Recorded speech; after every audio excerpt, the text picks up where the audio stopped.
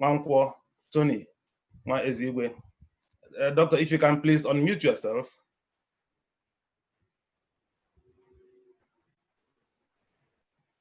If you can please unmute yourself, Doctor.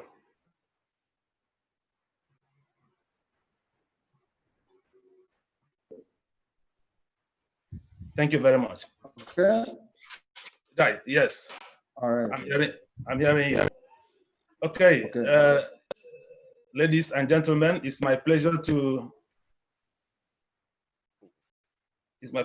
welcome Dr. Nwankwo Tony Nwa Ezigwe. To some of us here, Doctor may not be a strange name. Doctor is the coordinating director of Research, Genocide Research Network. He is a senior research fellow at the Institute of African Studies, University of Nigeria, and the pioneer director of Center of Igbo Studies, University of Nigeria, Nsukka. Doctor have written a lot of articles on genocide, in particular with the Southern Kaduna situation. So, Doctor, please, if you can introduce yourself, and then we take it from there. Can you please introduce yourself? Well, thank you, Mr. Lumba. Sorry, before you back, are you able to position yourself so that we can see more of you? you address it regularly. If you can also explain why you address that way, it would be nice. Oh, well, can you recognize me better now? Yes, okay, yes, I can see your face now. But I normally use glasses to have a clear view. That's okay. Okay. Well, I think you've done the main introduction. I'm presently on exile somewhere in West Africa, and the book just came out, delivered from the mouth of the dragon, with the background to Nigerian crisis, Nigerian religious crisis with respect to Fulani imperialism. And I have other works coming on. Coming up in that regard. You've done the main introduction, but the point is that I'm on exile today because sometime in 2016, you know, I'm one of the favorite lecturers of my students. Sometime in early 2016, a former student who is a security agent informed me of the impending danger, impending Islamization and increased action by the Fulani herdsmen. That if we could do something quickly, we should do it, because as a security man, he will not be in position to do anything. So for that reason, I decided to meet some prominent Nigerians, and with the advice, I took the federal government to court, the president, the speaker of, the Senate president, and the speaker of the Federal House of Representatives, the National Assembly, and Attorney General of the Federation, challenging them on their planned Islamization program.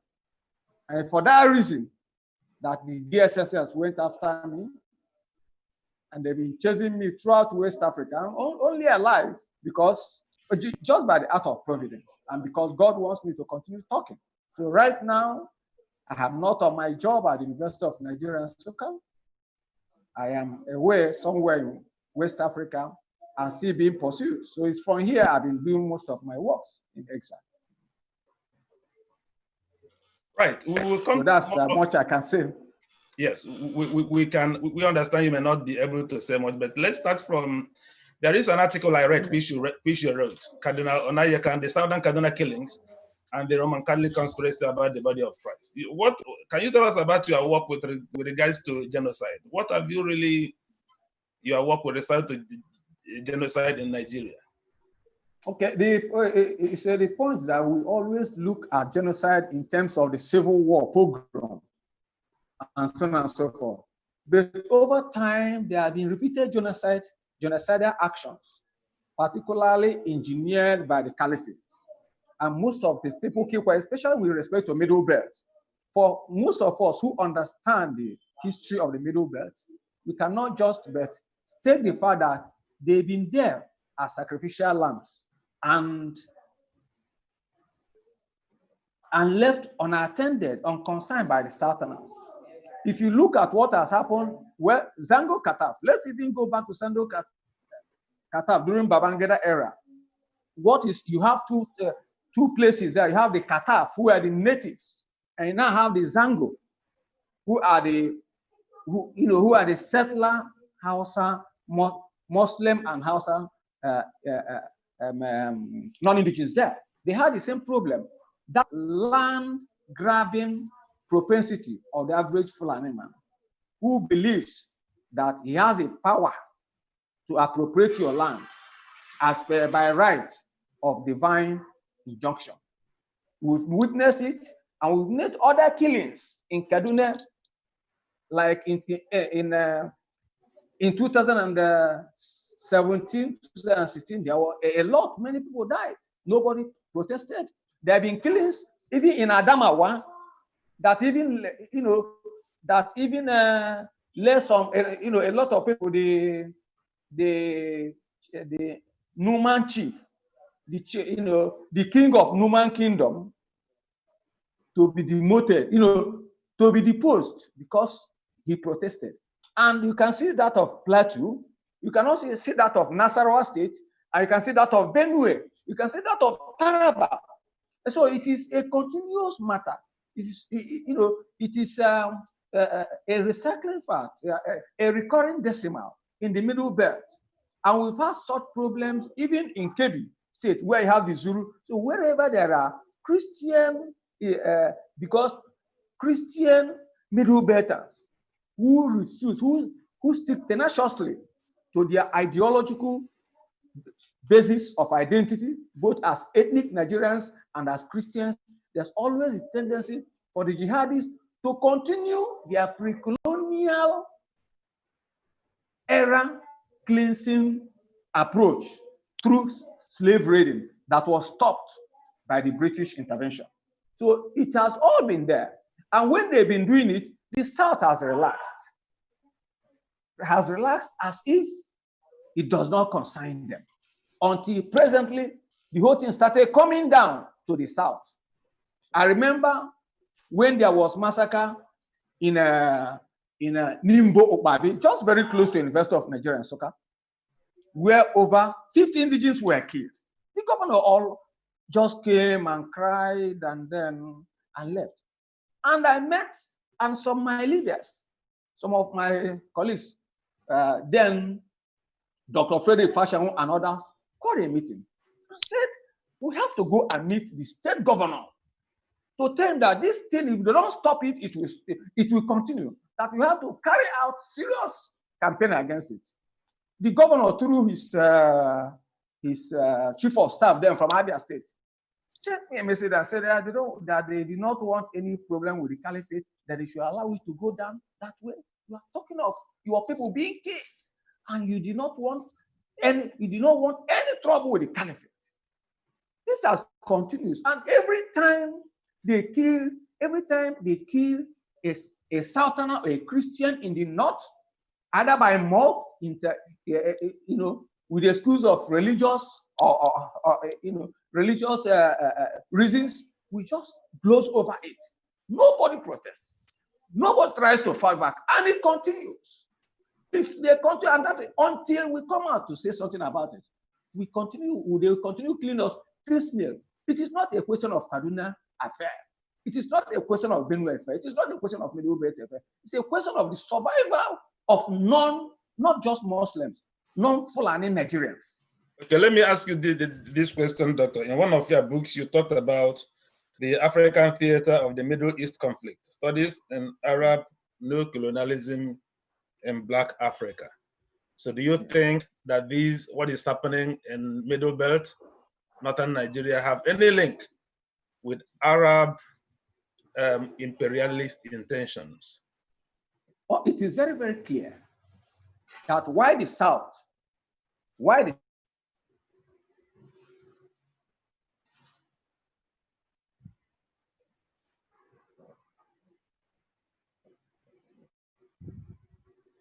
it appears our guest's audio is frozen.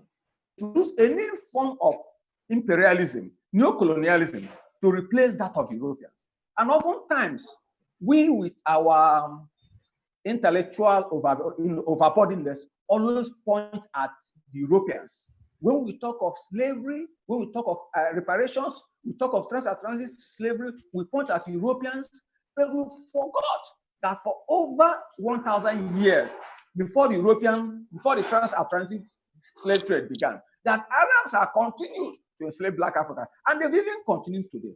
The average European, let me just be clear, without regard to people, most of my friends in US, because of the Black action, may not agree with me. But average European has more respect for the Black man than the Arab.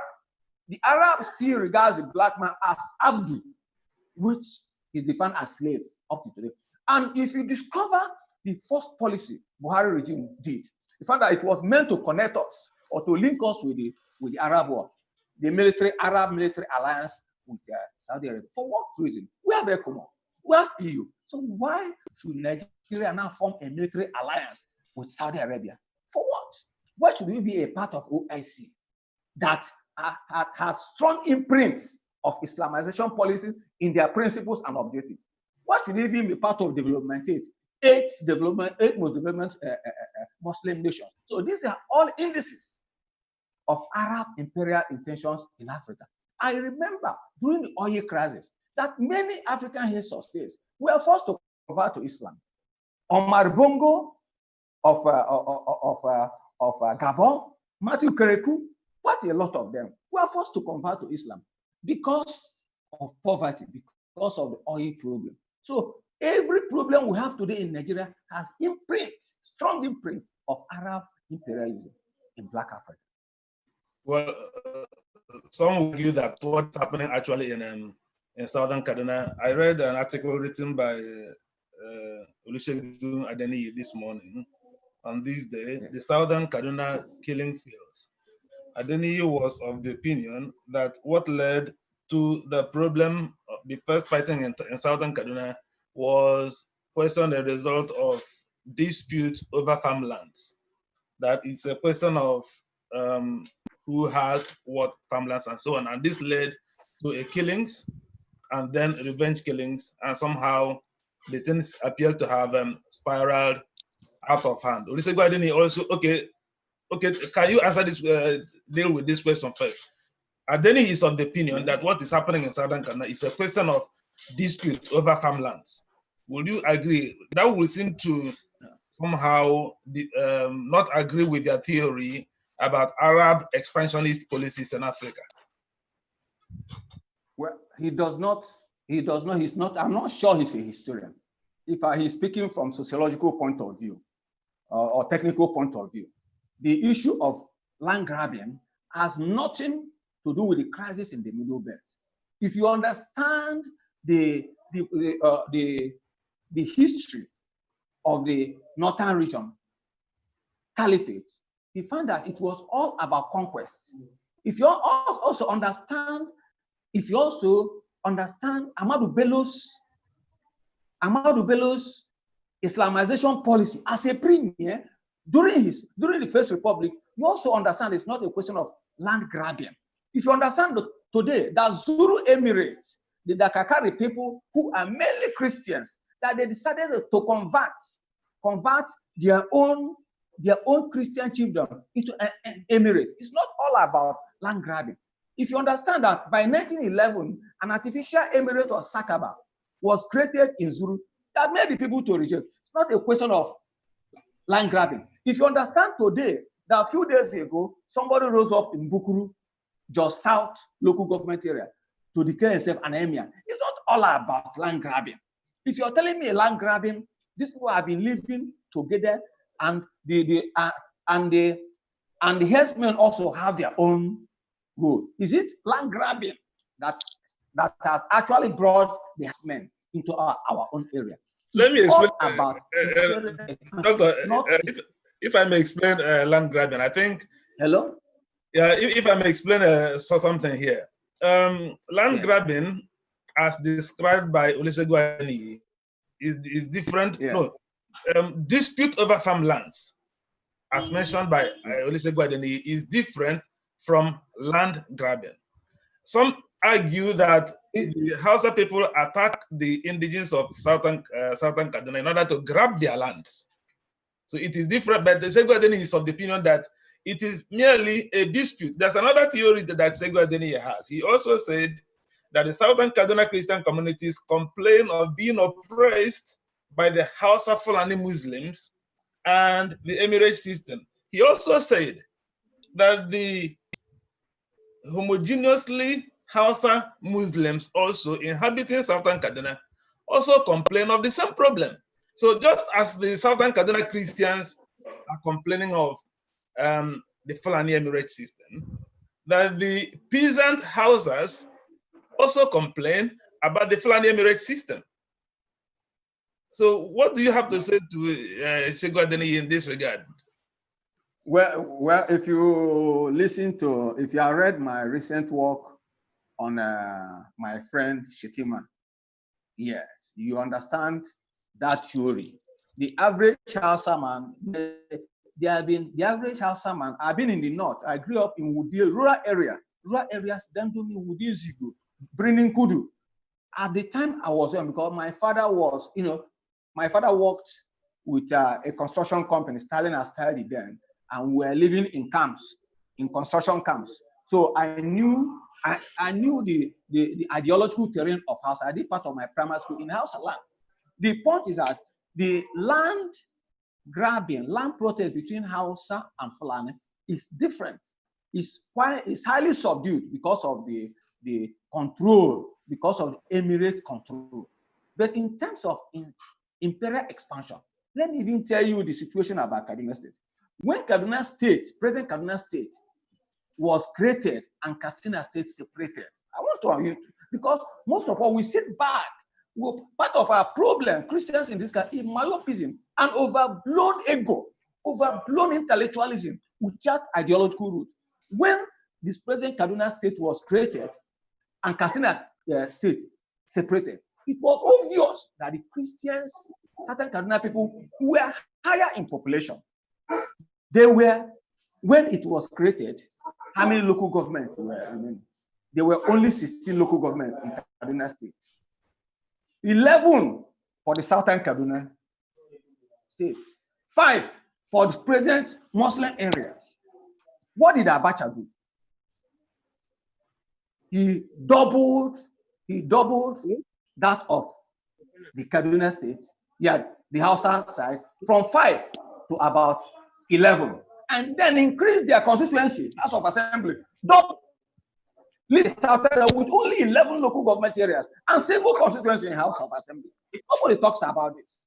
So from ab initio, the southern Kaduna president is supposed to have 11 local government areas originally when it was created, and the north 5. Nobody talks about this. And the Kaduna city in question, if you're able to see the progress of the transfer of the northern region from Zungeru to the present Kaduna side, you find that at the time Lord Lugard chose the present Kaduna as a railway junction supposed to become his headquarters, it was devastated. It was a purely indigenous Tibetan land devastated by slavery. So the Hausa Fulani cannot claim anything about that. It was the colonialism that brought them to enter, encouraged by Ahmadu Bello. If you understand the history very well, the present Kaduna was a junction, a railway junction that was created by Lord Lugard that made it to transfer the capital from Zungeru to that point. And it was a purely indigenous land.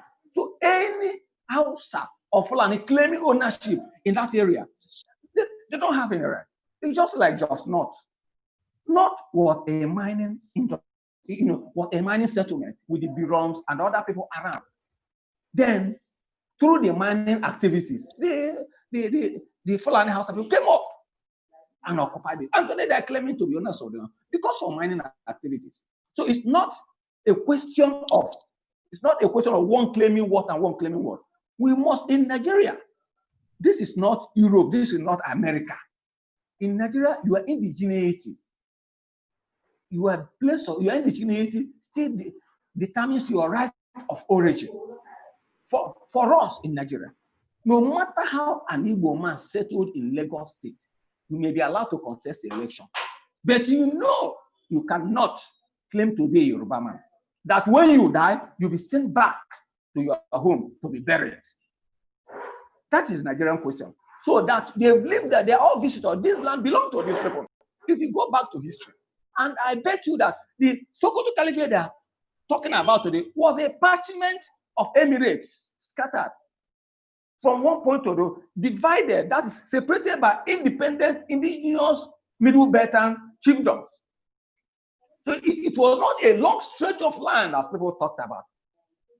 So the idea of the Hausa claiming to have right of land or to have problem with land is secondary to what we are talking about. Because if you also look at the activities of Walter Miller, the Anglican missionary who actually came up to Christianize that place, you find that even some Hausa people were transferred to Zaria, some who converted to Christianity today, like the first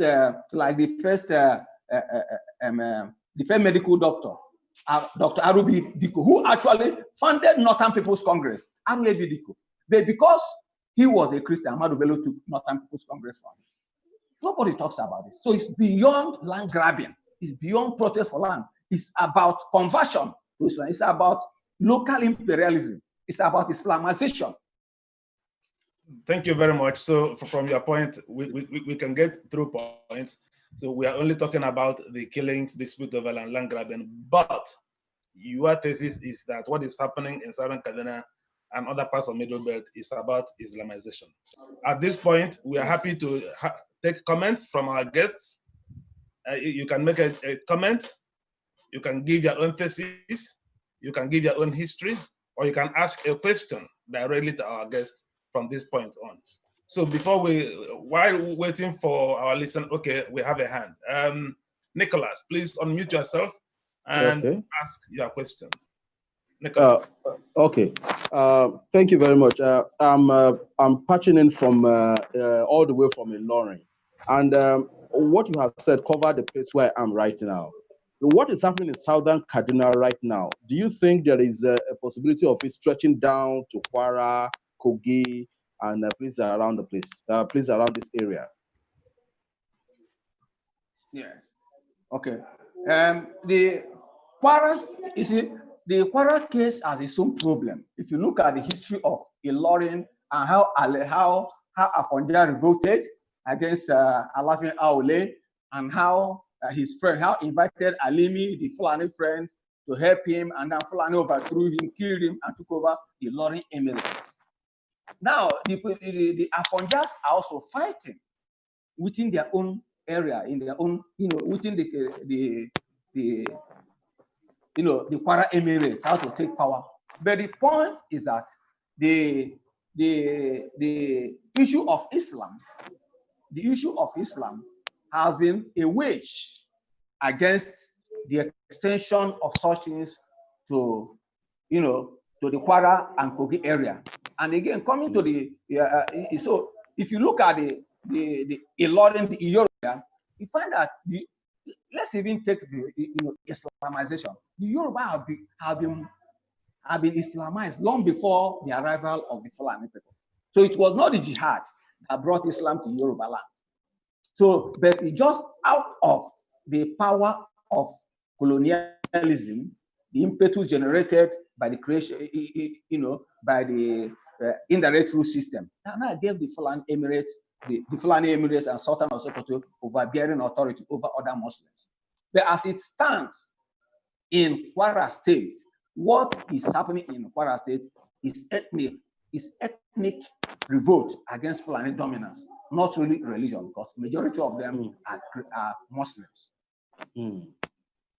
Yeah. So in that aspect, that is where again we should look at the imperial aspect of the Fulani, of the Fulani attacks, because the use. Listen, I want you to understand one thing: the average, because the subtlety in Fulani expansionism should be found on the fact that the herdsmen are not Muslims. From Senegal to Nigeria, the Muslims, the Bororo, are not Muslims. They are practicing traditionalists. And these are the same practicing traditionals that are being used to spread a religion which they don't know, which they do not practice. You can see the irony of Fulani expansionism. The Bururu, the cattle Fulani herdsmen are not Muslims. They are pure traditionalists.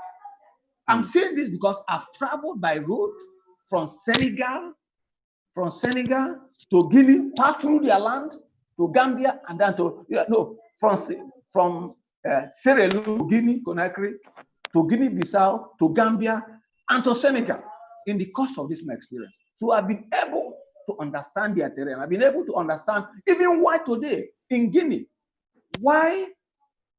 the Guineans said a Fulani will never be their president. That's the problem in Guinea today. That's the problem in Guinea-Bissau. That's the problem in Gambia, that Adama Barrow entered pretending not to be Fulani, and after he entered, he identified himself as Fulani. And that was the and that's the problem here again in Senegal that made the president Macky Sall a Fulani subtly with the help of Nigeria to become their president. The problem today in Mali is about Fulani revolt. That's our president went to settle when the same thing is happening to Nigeria. It's Fulani revolt in Mali. The same Fulani crisis is rocking. The same Fulani crisis is rocking. Burkina Faso. Fulani revolt to Burkina Faso, trying to take land. We've talked about the Central African Republic, that through the Seleka rebels and help of Chad, they took over power and the people revolted and drove all the Fulani. A lot of them, I met them in northern Cameroon as refugees. I was with them in hospital in Baturi and Betua, Eastern Cameroon, where I fled to, and a lot of them have been shifted from Sierra Leone to Nigeria now, and then to South to occupy, to help in the battle. And here I am in West Africa. Muslims are being recruited with payment to go back and fight in Nigeria to grab the land. Here I am in West Africa. Muslims are being recruited to go to Nigeria. Okay, just a follow-up. So, is there a follow-up? Anybody talking about? Yes, a follow-up. In line with what you have just explained, how does it parallel the recent call by US that Boko Haram is trying to penetrate the Northwest? And is there a possibility that it's going to come down south? You see, the Boko Haram is a stratagem being used to sustain the present regime, divert the army, the bulk of the Christian soldiers who should have raised eyebrows to the misgovernance of Nigeria, and then support a revolution. So they keep them busy there, oftentimes killing them. There's no Boko Haram is easy to be won because I passed Boko Haram. I passed it from Marwa and entered Meduguri. I passed through the northern Cameroon, their devastation. God used me to. So I talk from from personal experience. I passed through there. They are easy to be here. If the federal government was ready, the federal government is ready to remove them, they will remove them. But a situation where our people are being killed, soldiers, you know what it takes to train an officer of Nigerian army? What it takes to train an officer of Nigerian army? It's not a question of training your son to university. And that officer is wasted by the misgovernance of the administration. And we just clap, oh, our lieutenant colonel died, our captain died. We just gloss over it. They use it. And then these people, when they are caught, they are dressed in fine clothes. And then say they are repentant and put them back. Whereas those people that are displaced are being uncatered for in their IDR camps, in their refugee camps.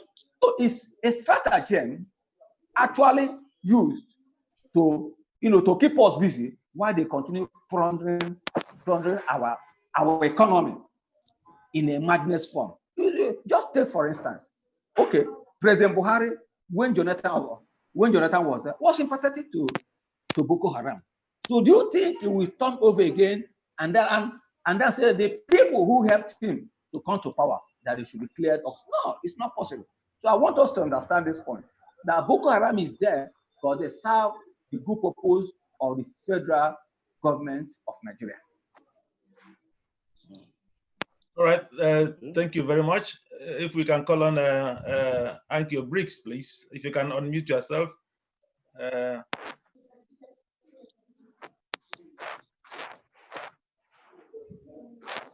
Okay. Thank you very much. Muted myself. Can you hear me? Yes, I can hear you.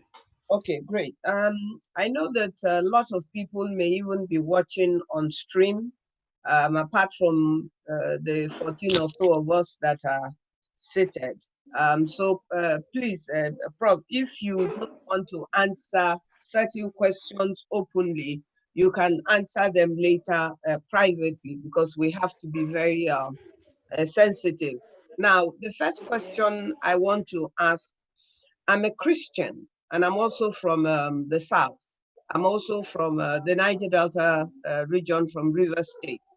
Now, I believe everything that you have said, the ones that I didn't know historically, and the ones that I've already known.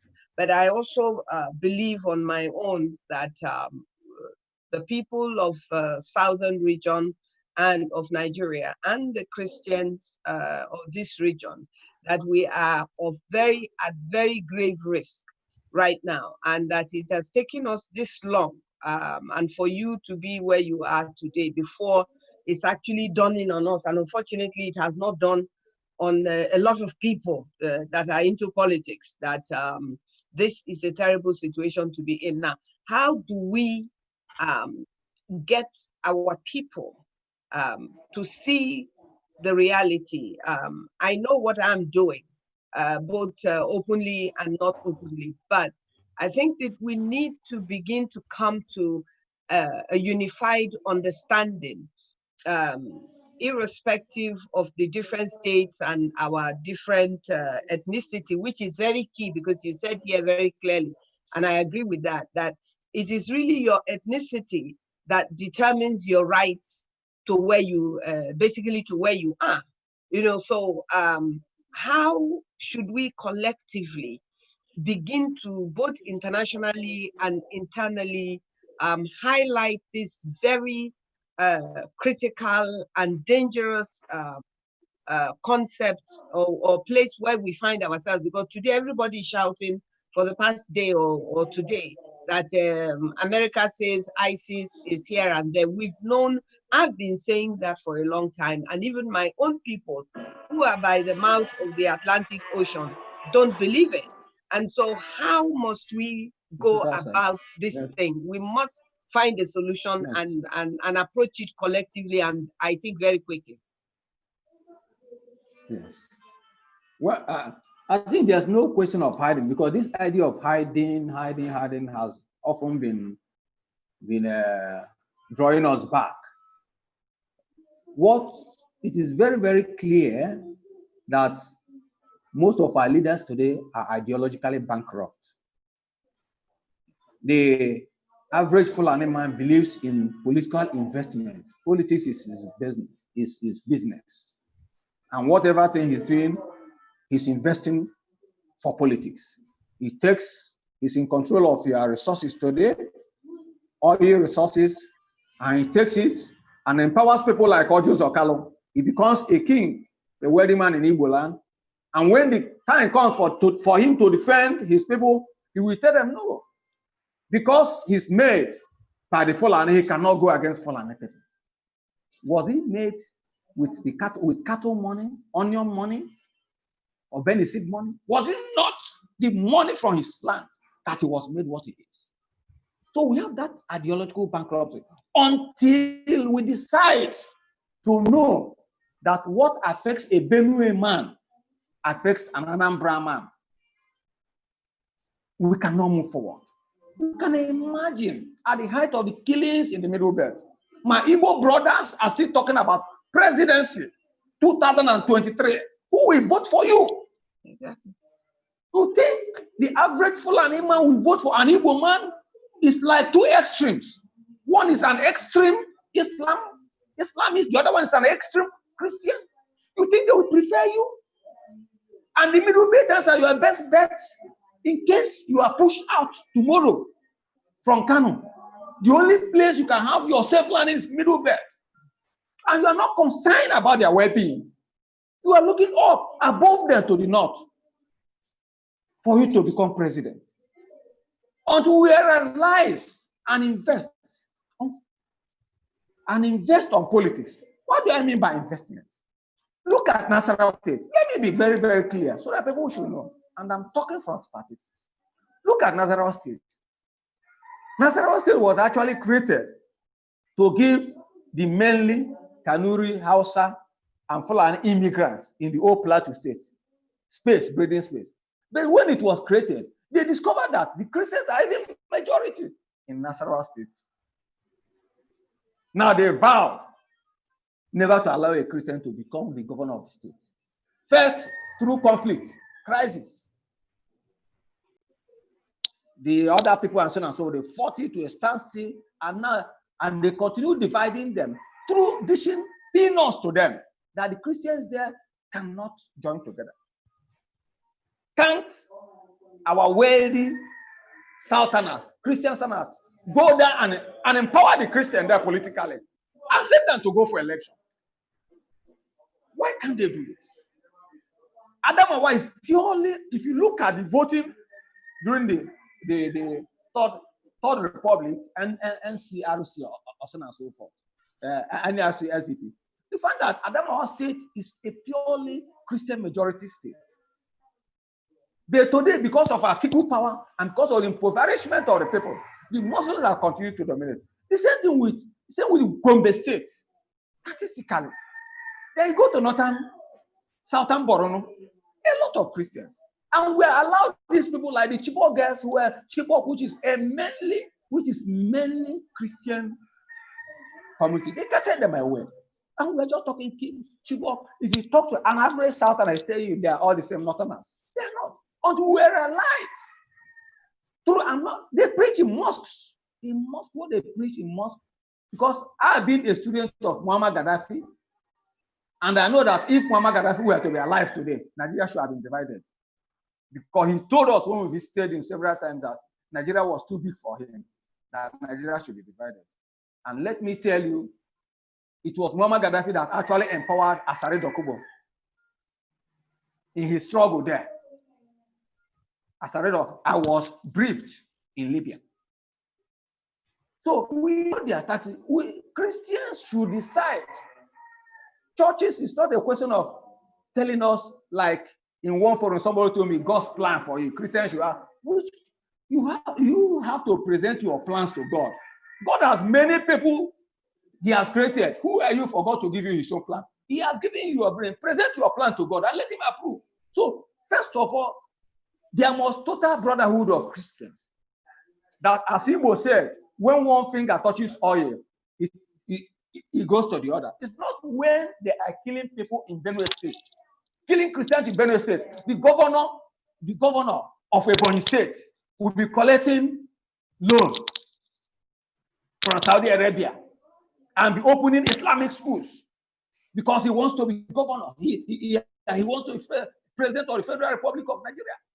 And when they be killing someone like P2B, we'll be granting his land for Muslim World Islamic Center because he wants them. Look at the statistics. The northern Muslims, the northern upper north had never made a president in this country without the support of the middle belt, the south, the east, the west, and the south.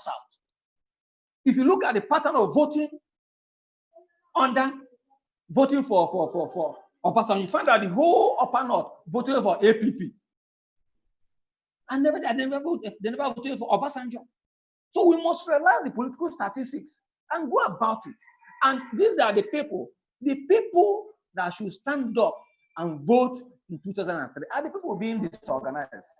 They are the people being chased to refugee camps. They are the people being killed in Middle Belt. I want to be president. Who are the people who will vote for you? So there must be synergy, complete synergy, and serious political education in our churches, in our homes. But that is what happens in the mosques. There's no hiding the facts here. Thank you. Okay, please, moderator, as a follow-up, if I'm allowed, am I allowed? Hello? Hello? Yes, yeah, you're allowed. Go ahead, please. Okay, fine, great. Now, I also have believed way before this time that the scramble from the South for participation in an election of 2023, or the plan to participate in an election in 2023 under the sort of circumstances that we are on.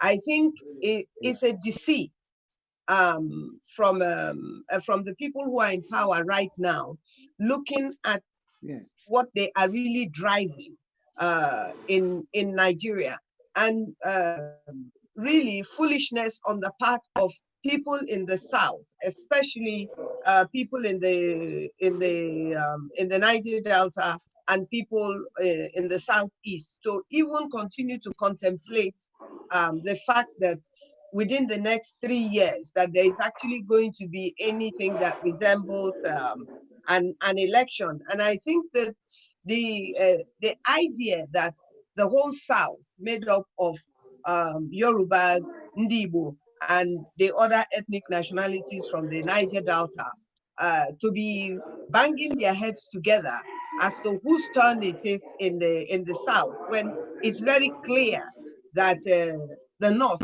in my own opinion anyway, that it is clear that the North has no idea of wanting power to shift to the South. So politically, therefore, are our people not wasting our time instead of trying to find a way where we can save ourselves so that we have an alternative?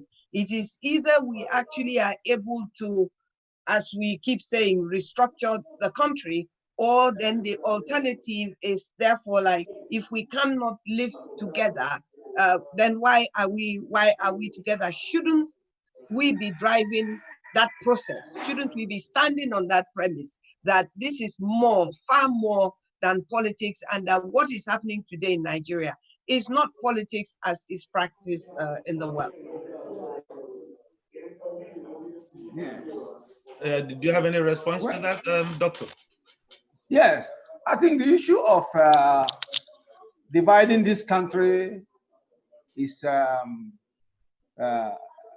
I say, perilous and almost impossible under normal situation.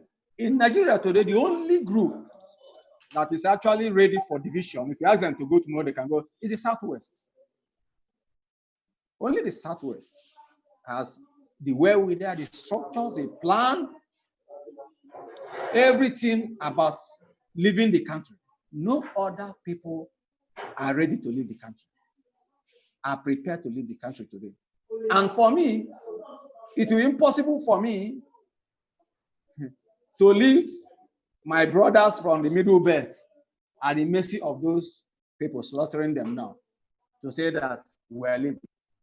That's for me. So if there should be any division at all, which we like, it's not like the Biafran question. It's not. I think Oka, let's be very, very realistic. Gideon Oka made a clear point. People never, you see, at times we try to play down certain hard truths either out of fear or out of sentiment. Go and recast Gideon Oka's school statements and his decision to remove some people. These are the same people that are causing problems today in Nigeria. So until we make them to realize that what Gideon Oka foresaw is still happening, we still have the same problem. But I still believe in the unity of this Nigeria, that one day a savior will come and put us in order, just as you have Ghana today and you have some other countries. Because I believe we have a lot to learn. We have a lot to borrow. Because Nigeria in her multiplicity varieties presents a beautiful scenario. If you actually mix with the normal Hausa man is a very fine gentleman. He has no problem. And so this issue, we must look at the target. Our problem is fallen imperialism. And if we're able to put in order, Nigeria will be in a peaceful situation without any separation, without any segregation, and without any religious bigotry, or even that of secession. That's my own opinion. Thank you very much, Dr. Nwezi. We had a little hiccup in the beginning because we did not start on time. Our time is about now up. In the next 3 minutes, we are having Senator Shehu Sani, who will also speak on the same subject, Kaduna, Southern Kaduna killings. Is it? Yes, he's coming on now. So we will in the next 2 minutes welcome Senator Shehu Sani. He was the senator that represented Kaduna Central District in the 8th National Assembly.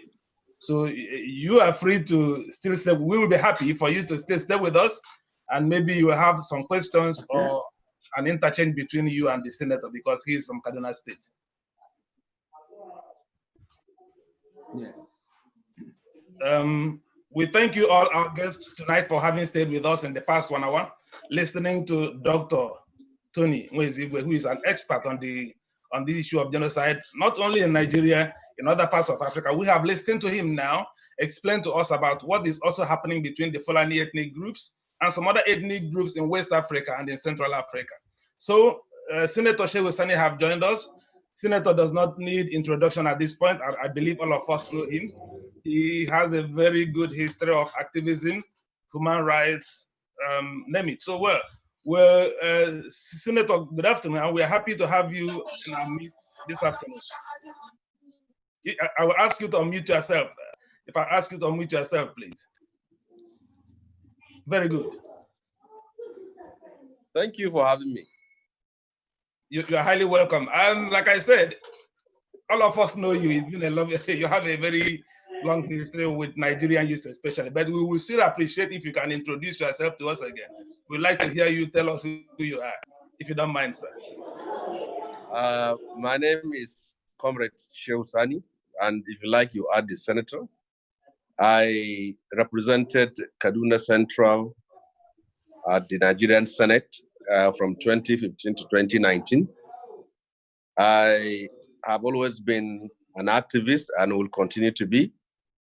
And I'm presently an executive director of Abuja-based non-governmental organization called the Africa Freedom Foundation, based here in Wusetu.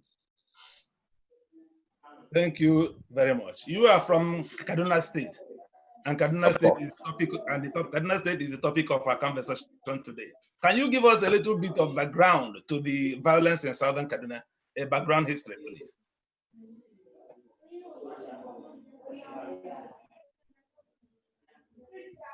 Hello? Yeah, hello. I don't know whether you had my last question, sir? No. Okay, my question is, can you please give us a background to the crisis in Southern Kaduna today, because you are from the area. So we'd like to hear you give us a background to the conflict between Southern Kaduna, especially particularly. Okay. Kaduna, like all other states, is divided into 3 zones senatorially. There is the Zaria zone, and the Kaduna zone, and then the Southern Kaduna zone. I come from the Kaduna City zone, which also we bordered on the Southern Kaduna. And when I was at in the Nigerian Senate, 2 of my local governments identified themselves as Southern Kaduna. So the key is this. Southern Kaduna in the last 4 decades has been a theater of ethno-religious violence between Muslims and Christians, or between Hausa Fulani on one side and also the indigenous tribal groups and affiliations in that part of the state. It started in the early 80s, towards 90s, and the early 2000s. And these conflicts have always resulted into serious bloodshed, killings, and destruction of lives and properties in the last 4 decades. But what is happening of recent is not what has been happening in the last 4 decades. What's happening today is about terrorists, or you call them bandits, invading villages and towns in Southern Kaduna raising houses, killing people, making lives unbearable for people, and then leading people to leave their homes, their farmlands, to other places. Now, what has been happening in Kaduna State, in parts of Sokoto State, Zamfara State, and Niger State is also what is happening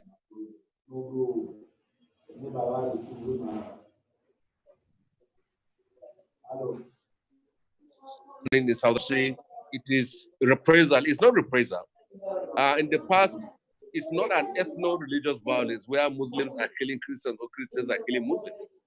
These are terrorists invading villages in southern Kaduna and killing people, heavily armed, moving in motorcycles, killing women and children, and unleashing mayhem and terror. So that is the history. And also parts of Kaduna State are also not in southern Kaduna, have also been facing the same problem.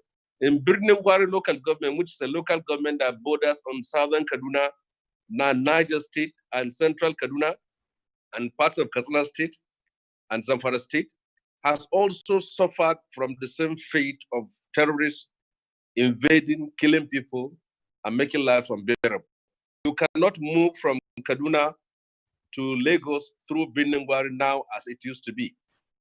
People are kidnapped, and millions of naira is extorted as ransom.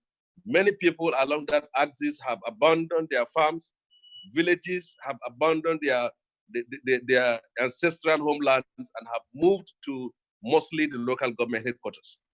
People are slaughtered. If you don't pay ransom, they kill you straight.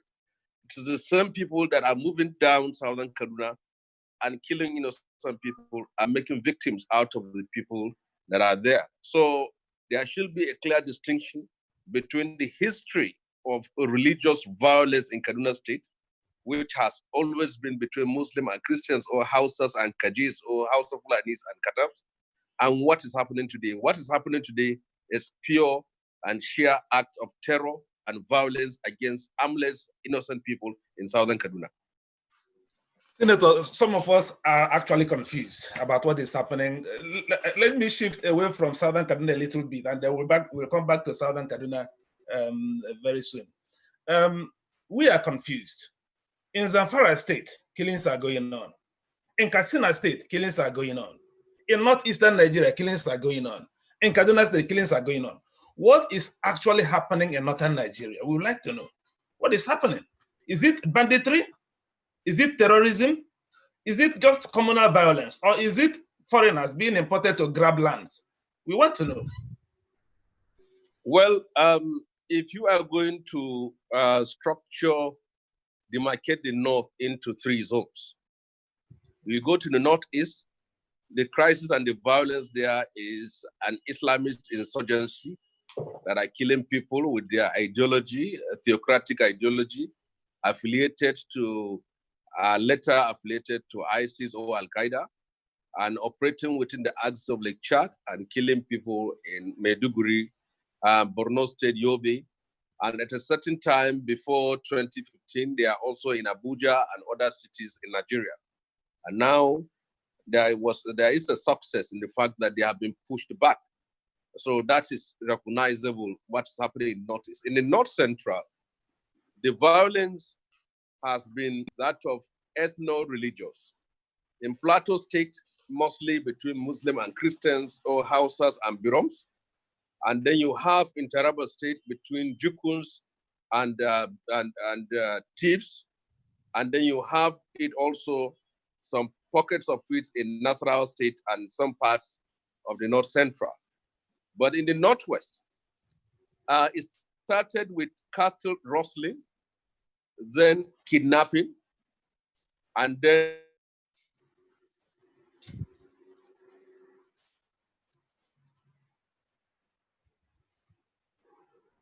now in northwestern part of Nigeria. It has been allowed to grow. Government has failed to nip this in the bud right from the beginning. What was the denial in the beginning was that when we were raising voices that this is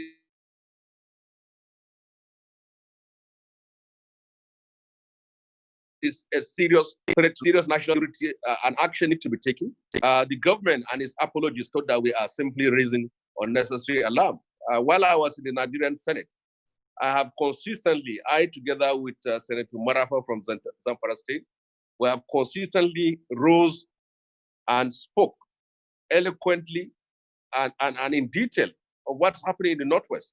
But that was denied, and the government kept saying they are on top of the situation. Now it has reached a point whereby the cattle rustlers, the kidnappers, and the bandits have all joined together and become a one strong terrorist force operating within the northwestern part of Nigeria, mostly occupying rural areas, and many parts of the Northwest is now an ungovernable space where they are fully in charge. They have even gone beyond killing people and extorting ransom to even sending messages to villages that you either pay this or we are coming to raid you. Many people have abandoned their farms, and there is a possibility of hunger because most people there are farmers. So this has been something that has been allowed in the last 1 decade to grow. When this government came into office, their concentration was what is happening in the northeastern part of Nigeria. We're leaving the Northwest, and now it has reached this point. The borders are porous. There were invasions from outside, and now they have entrenched themselves. They have become a state within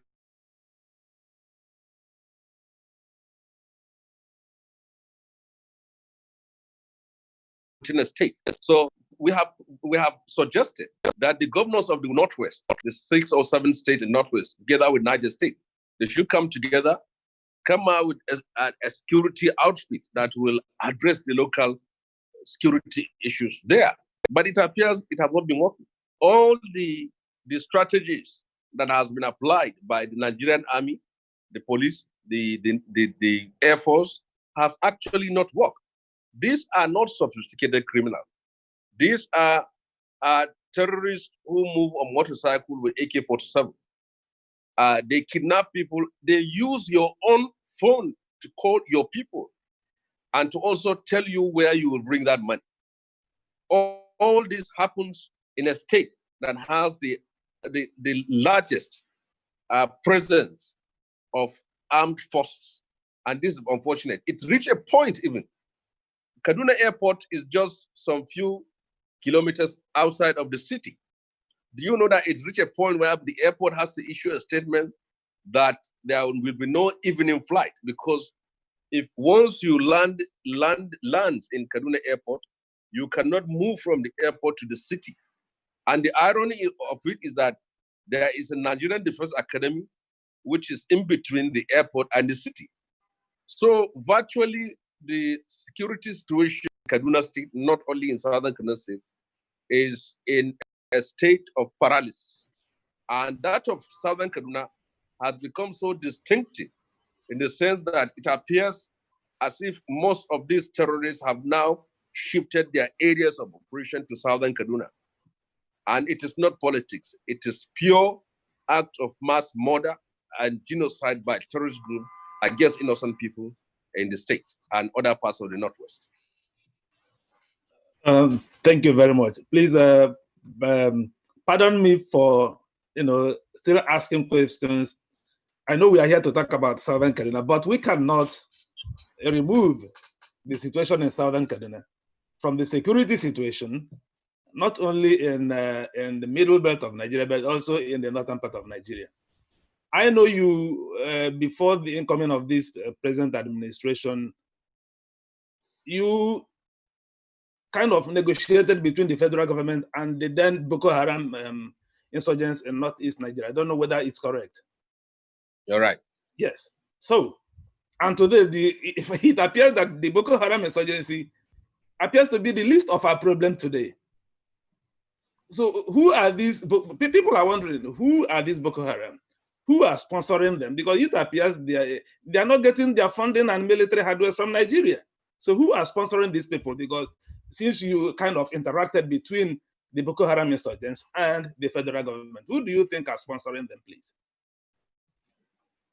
Well, when the Boko Haram crisis started in 2009, when their leader Mohammed Yusuf was killed, and they decided to pick up arms against the state, I was concerned that if nothing is being done about it at that very time, we may reach a point where it is going to be out of control. It was in the spirit of that I personally reached out to President Olusegun Obasanjo, and I also reached out to the insurgent group through some contacts in Maiduguri. For the avoidance of that, my mom is from that Maiduguri. Despite my dad is from Kaduna State. So I was able to reach out to them through an intermediary. And I asked Obasanjo that he needs to intervene, even though he was not in power at that time, but see how he can convince the government to explore the path of dialogue. And then he went there, I took him there, and then we sat down. And after we sat down, 2 days after, some elements from the group that are not opposed, that are opposed to there was some sabotage, in the sense that one of the person who organized the meeting was killed 2 days after we have left. Then the ideas that but we met with members, family members of the group, and they brought out ideas on what needs to be done to bring an end to the insurgency. And if I can remember, one of the things they requested was that there should be an end to security harassing them, need to rebuild their schools and homes that were demolished, and also to release some of their members who have been in detention for a very long time at that time. So those were, and then they promised him if such things was done, they will certainly move towards bringing an end to the violence. Now, it was possible to have achieved peace and end to the insurrection at that time. But the very moment that those insurgents started aligning themselves with terror groups outside of Nigeria, then they simply became an affiliate. An affiliate also cannot negotiate, cannot decide on anything, because the parent body is either the ISIS or is Al-Qaeda, and that becomes so difficult. So for most of us who are trying to help and to intervene and to find a solution to the problem, it becomes difficult and also dangerous to do that.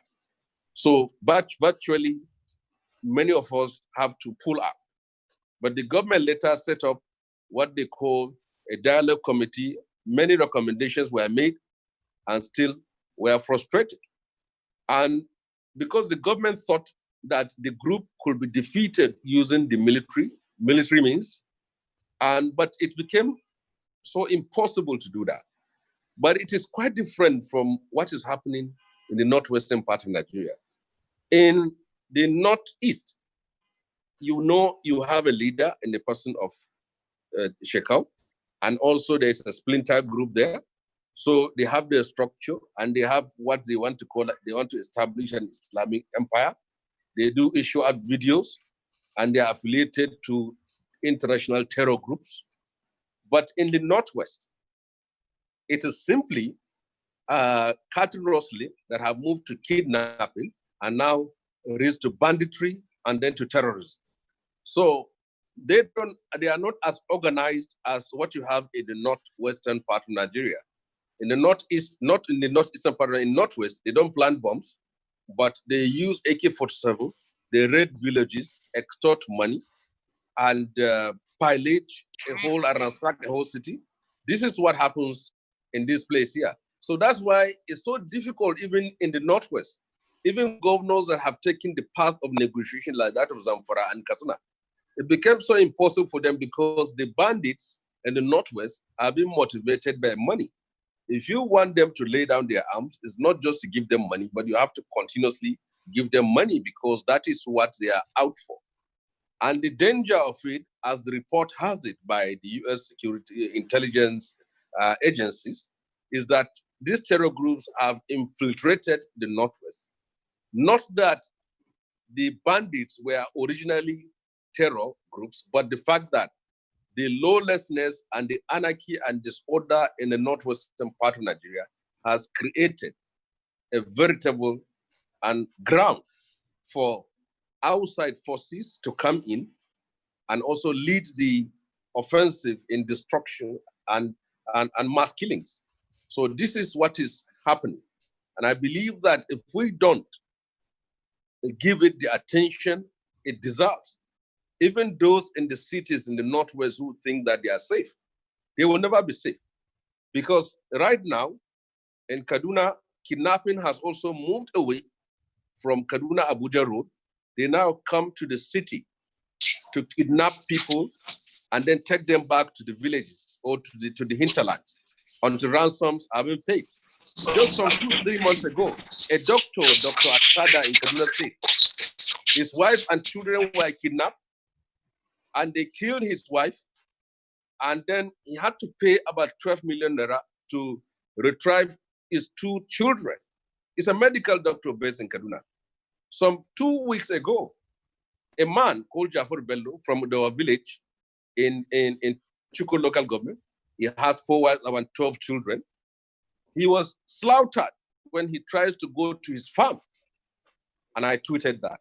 So you can see the level of insecurity as it is and the danger it poses to the Nigerian state. Yes.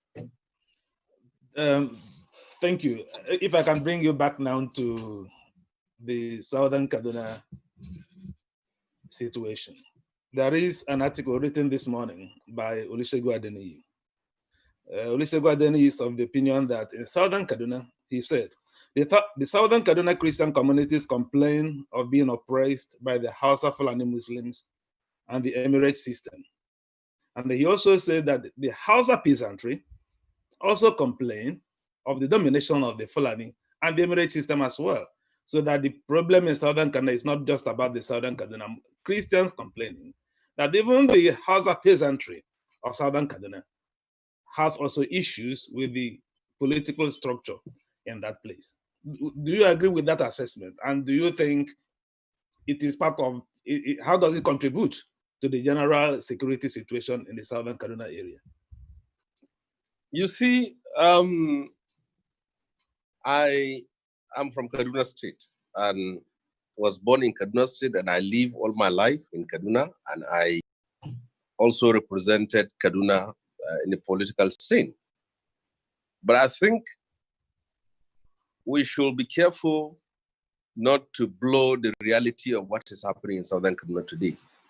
You can talk about domination, marginalization, and repression of the Christian in Southern Kaduna. But for this, we have to accept that terrorists are killing people in Southern Kaduna. And that has to be made very clear. And from my own understanding of how people access killings in the Northwest is this, that some people appear to either be cruelly comfortable or soullessly indifferent when bandits or terrorists unleash mayhem against victims that are not from their own religious faith or ethnic groups. And I think our humanity and empathy has been beclouded by our prejudice. What's happening in Kaduna, in Southern Kaduna today, is terrorists are killing people, raping women, and killing children, and driving them off their lands. That should be accepted. Then you can come to the other issue. When Kaduna State was designed, it used to be Kaduna and Katsina until 1987, when President Babangida divided Kaduna into 2, and you have Katsina State in the north with the border to Niger Republic, and Kaduna State down.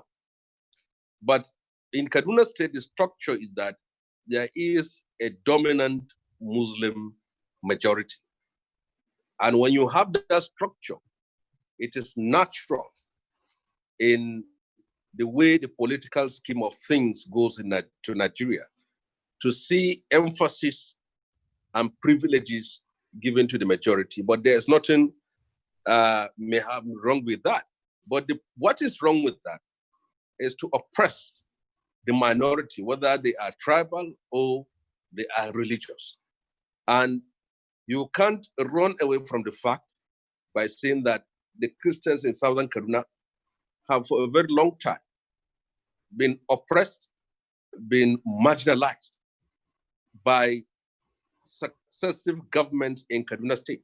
And what made it worse today, the culture and the history of Kaduna has always been to have a governor who is a Muslim and a deputy governor who is a Christian. And when you also go to the State House of Assembly, when you have a speaker who is a Muslim, and then you have a deputy speaker who is a Christian. But from 2019, there's a change in this political configuration where you have a Muslim governor and a Muslim deputy governor. Now, that is not fair. You can't have equity and justice. You can't have peace when you don't have equity and justice.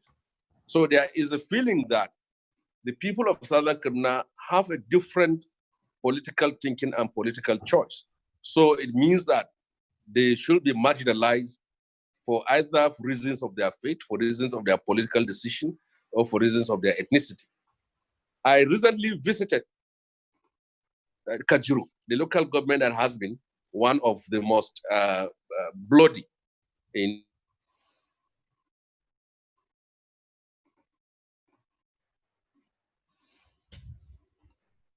the Christians in that local government are determined to work together to fight the terrorists who do invade their lands. But peace has to be institutionalized. Leaders in the state and in the nation must demonstrate justice, fairness, and equity of people from all religions if you want peace. I also visited the Sokapu office. From my own understanding, I said it very clear. Southern Kaduna are predominantly Christian, but there's also a Muslim population in Southern Kaduna. So the Christians in Southern Kaduna majority should protect the Muslim minority in Southern Kaduna. And the Muslim minority must divorce themselves from any form of sympathy for any person who tried to explore their religious differences to kill and maim innocent person. If Mustafa is killed and Christopher said nothing about it, it means he's an accomplice to he has sympathy. And if Christopher is killed and Mustafa refused to condemn it or show some form of sympathy to terrorists, then he's in league with terrorists. So as far as I'm concerned, it will not be wrong and it is far right to say that the people of Southern Kaduna have actually been marginalized in the political scheme of things as it exists in Kaduna State today. And it is the way the state is being structured. And the solutions will be this, either to have an equity whereby they will be fairly treated and equally represented in the scheme of things, or else it's going to be difficult for that state to remain in peace for a very long time.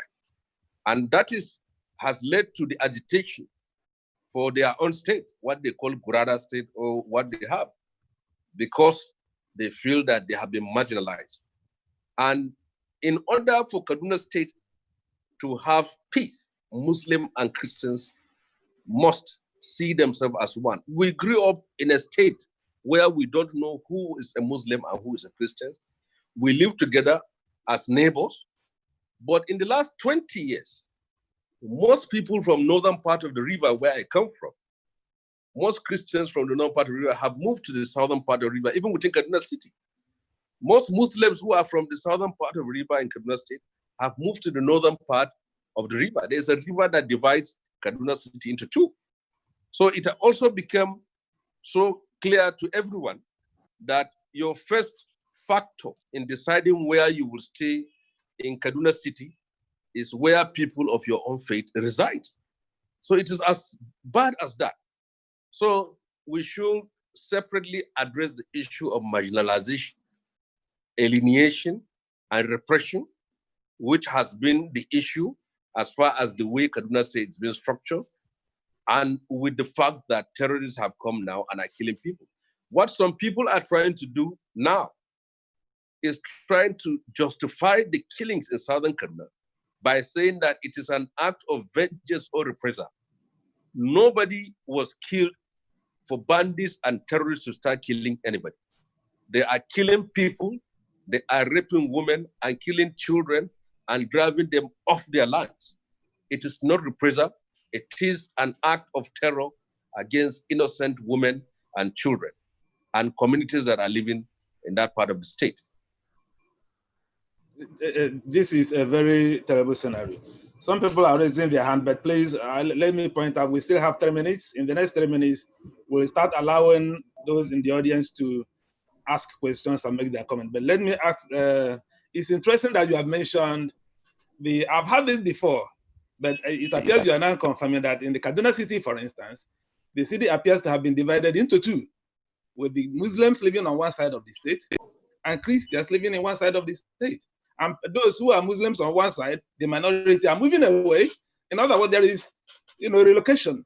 Well, it doesn't appear to be this way before, especially before the advent just a few years ago. Now, let me read this explanation by the current governor, Nasir El-Rufai, about the problem in Southern Kaduna and see whether you agree. He denied that what is happening in Southern Kaduna is not genocide. It is not land grabbing. He said the current outbreak of violence in parts of Southern Kaduna was triggered by a clash over farmland. He said this on Tuesday, August 4, 2020. He said,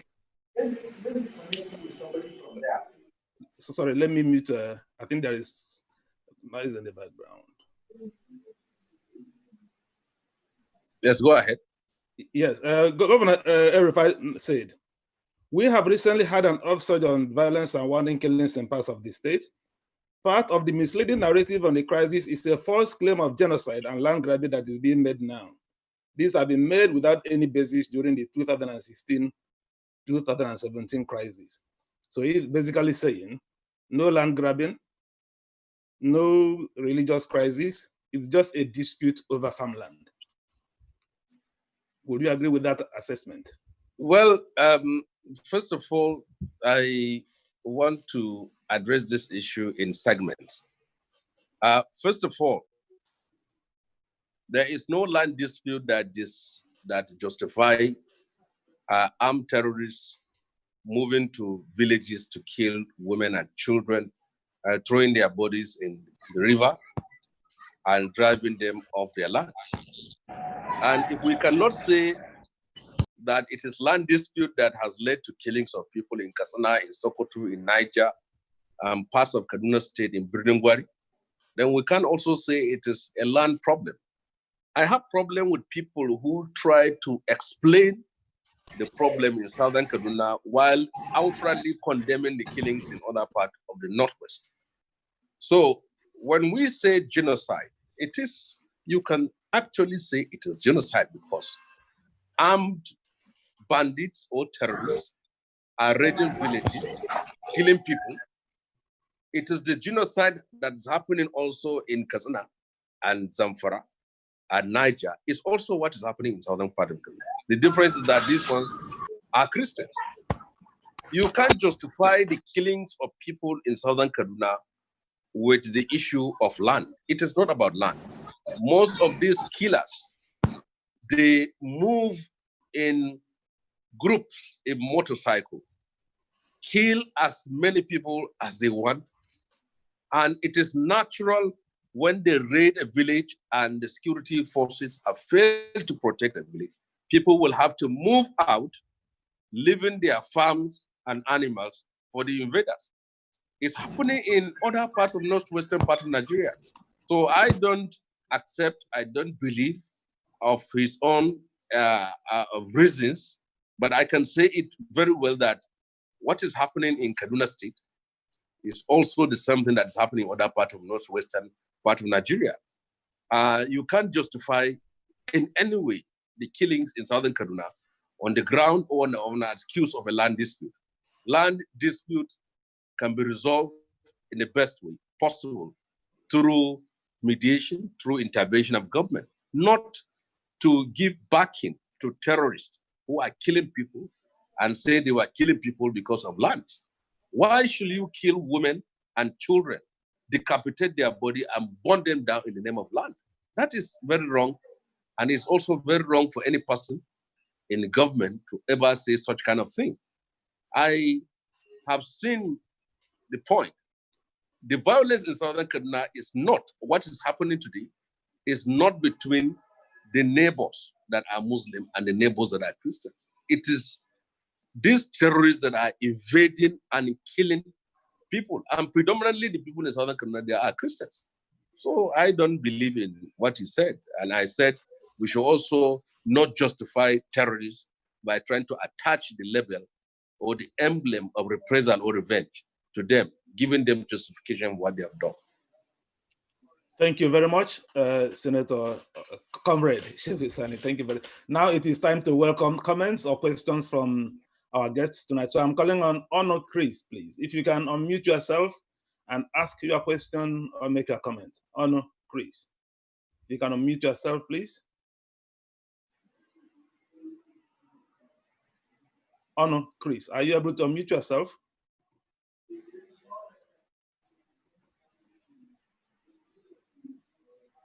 Okay. Ife Sinachi Fachop.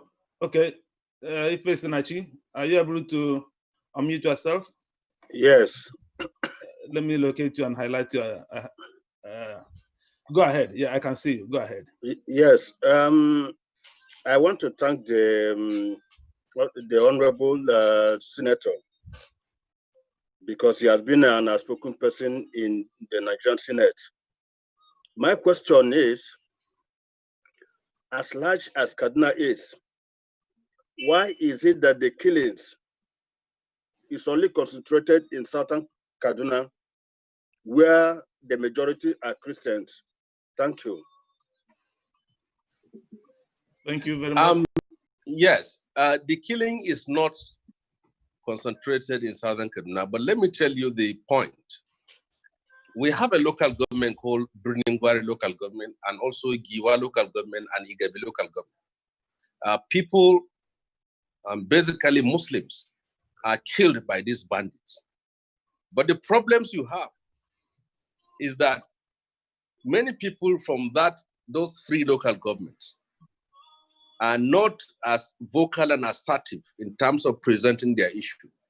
Many of them identify with the establishment, with the system, and in the process, allowing themselves to suffer the consequences of their silence. You can't believe that. As a senator, I rose up on a number of occasions to highlight the killings and the massacre happening in these three local governments that are Muslims. Parts of Igabi, Giwa, and Chukum, and also Birinungwari local government. But some people, many people from those places, I think that the best way to solve the problem is to consult the government, to dialogue with the government, and to address the issue. So when you have that approach, nobody will know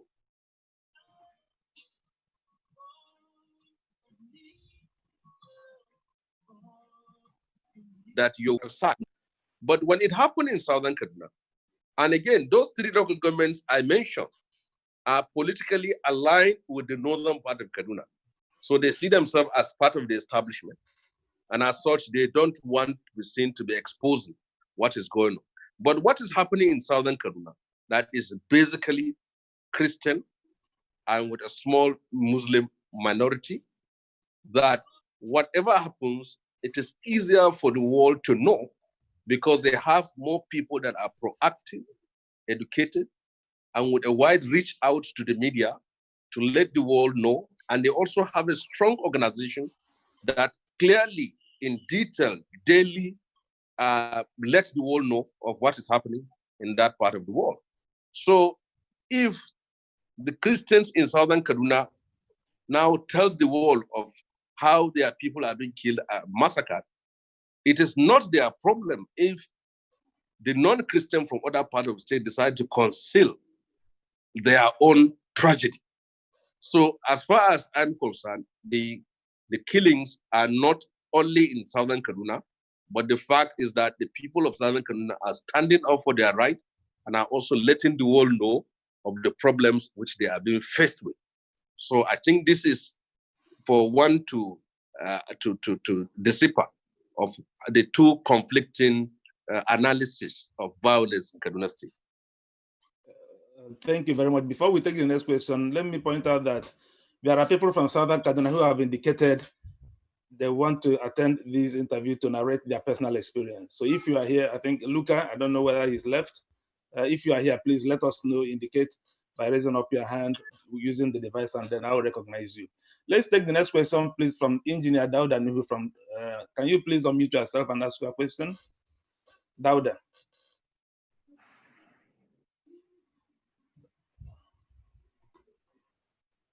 Thank you. I think you have unmuted yourself. Please speak so that you will. Dauda, please.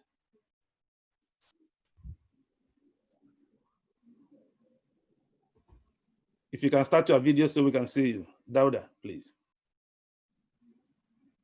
Can you please ask your question?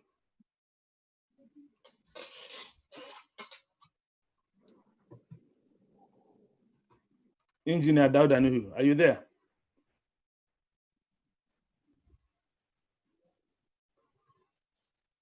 Okay, Tim, can you ask your question? Can you unmute yourself and ask your question? Yes, thank you very much, Mr. Moderator. And thank you, Senator Sani, for honoring this invitation. It's nice seeing you here. Without wasting much time, I will go straight to the point. There have been heavy insinuations, both within and outside the governments, among civil society organizations, and among Kaduna indigents, that somehow, some way, the government is behind what is happening in Kaduna, especially in Southern Kaduna. I will give three reasons for that. First, in the year 2016 or 17, the governor of Kaduna State, Malam Nasir El-Rufai, told the whole world that he has paid off the murderers in Kaduna and that he has begged them to stop killing. That in itself is an admission. He knows the people, he dialogued with them, and he paid them instead of bringing them to justice. Secondly, the people in Southern Kaduna narrated a recent story about how a curfew was imposed in their region. While the curfew lasted, while the innocent and helpless people of Southern Kaduna were locked in their houses, the security apparatchiks were all over Kaduna or Southern Kaduna trying to maintain a reasonable degree of security. These marauding bands went into some villages and killed innocent people. Where was the government when this was happening? Where are the security apparatchiks when this was happening? Thirdly, Dr. Tony Nwezigwe just hinted something to that effect severally in his speech, although you were not there when he said that he has reasons to believe. He pointed accusing fingers at the governments, both at the state and federal level, of complicity because of his personal experiences and research and because of what they have failed to do. Comrade Senator, please, how will you react to that?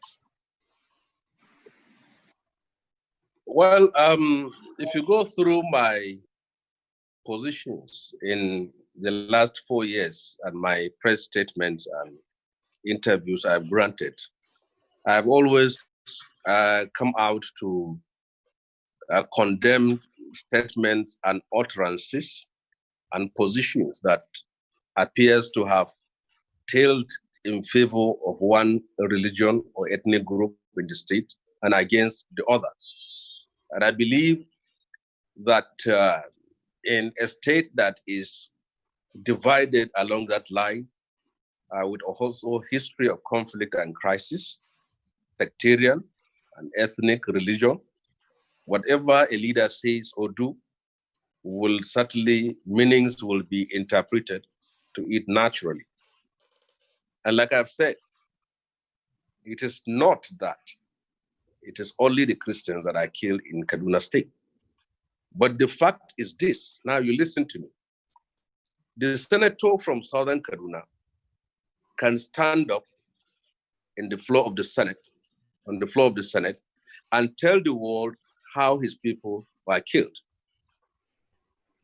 And the members of House of Reps from Southern Kaduna can stand up on the floor of House of Reps and tell the world how their people were killed.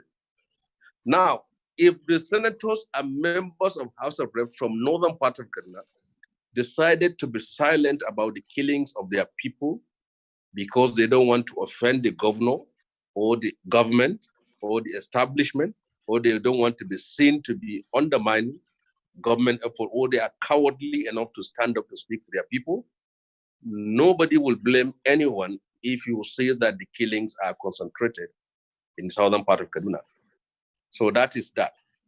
Now, if you have a government that is constitutionally empowered, enabled, and voted in to protect the lives of people, and it failed to do it, and is also trying to bring justification for acts of violence that are happening in its area of jurisdiction and rule and authority, then it is natural to accuse it of complicity.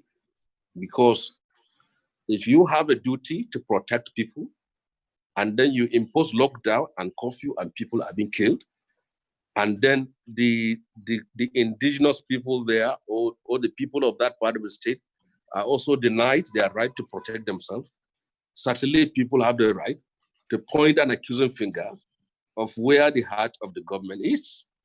So the idea of paying bandits not to kill has been mentioned by the governor of the state. And I believe he is the one who is at the best position to defend himself.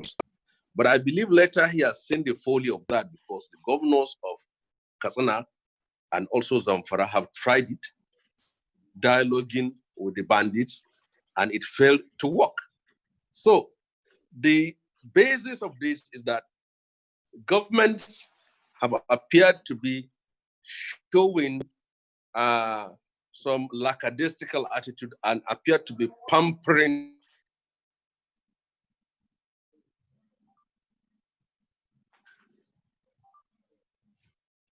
those terrorists, political justification or other issues in order to cover up their weaknesses and justify what is happening.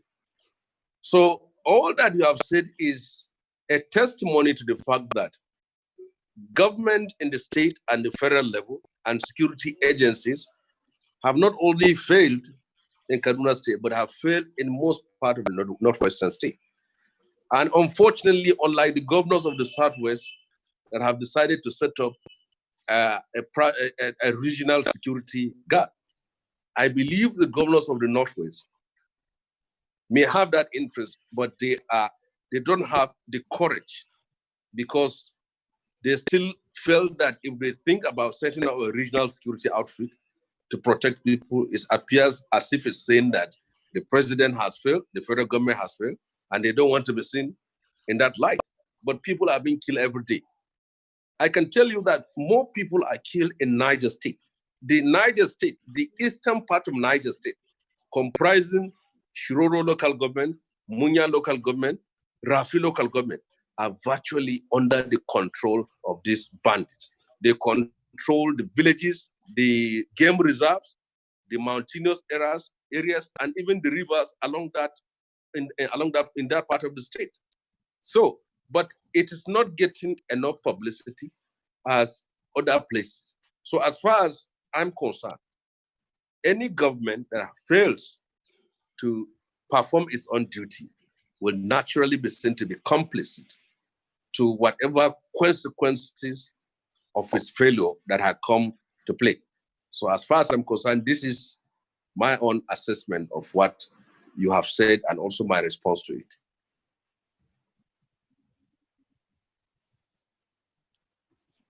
Thank you very much, Comrade Senator.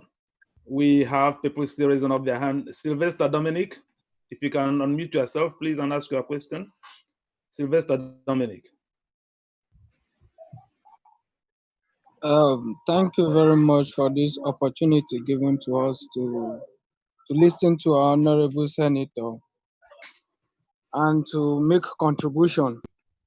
But if you agree with me, the killing in southern Kaduna, I can categorically say it is targeted on the Christian-dominated area, because we have not had any report so far that any the Muslim areas, if they have been attacked for once.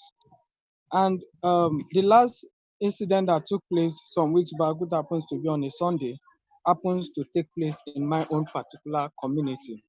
As I speak to you now, one of my cousins died immediately and two of my cousins are in the hospital.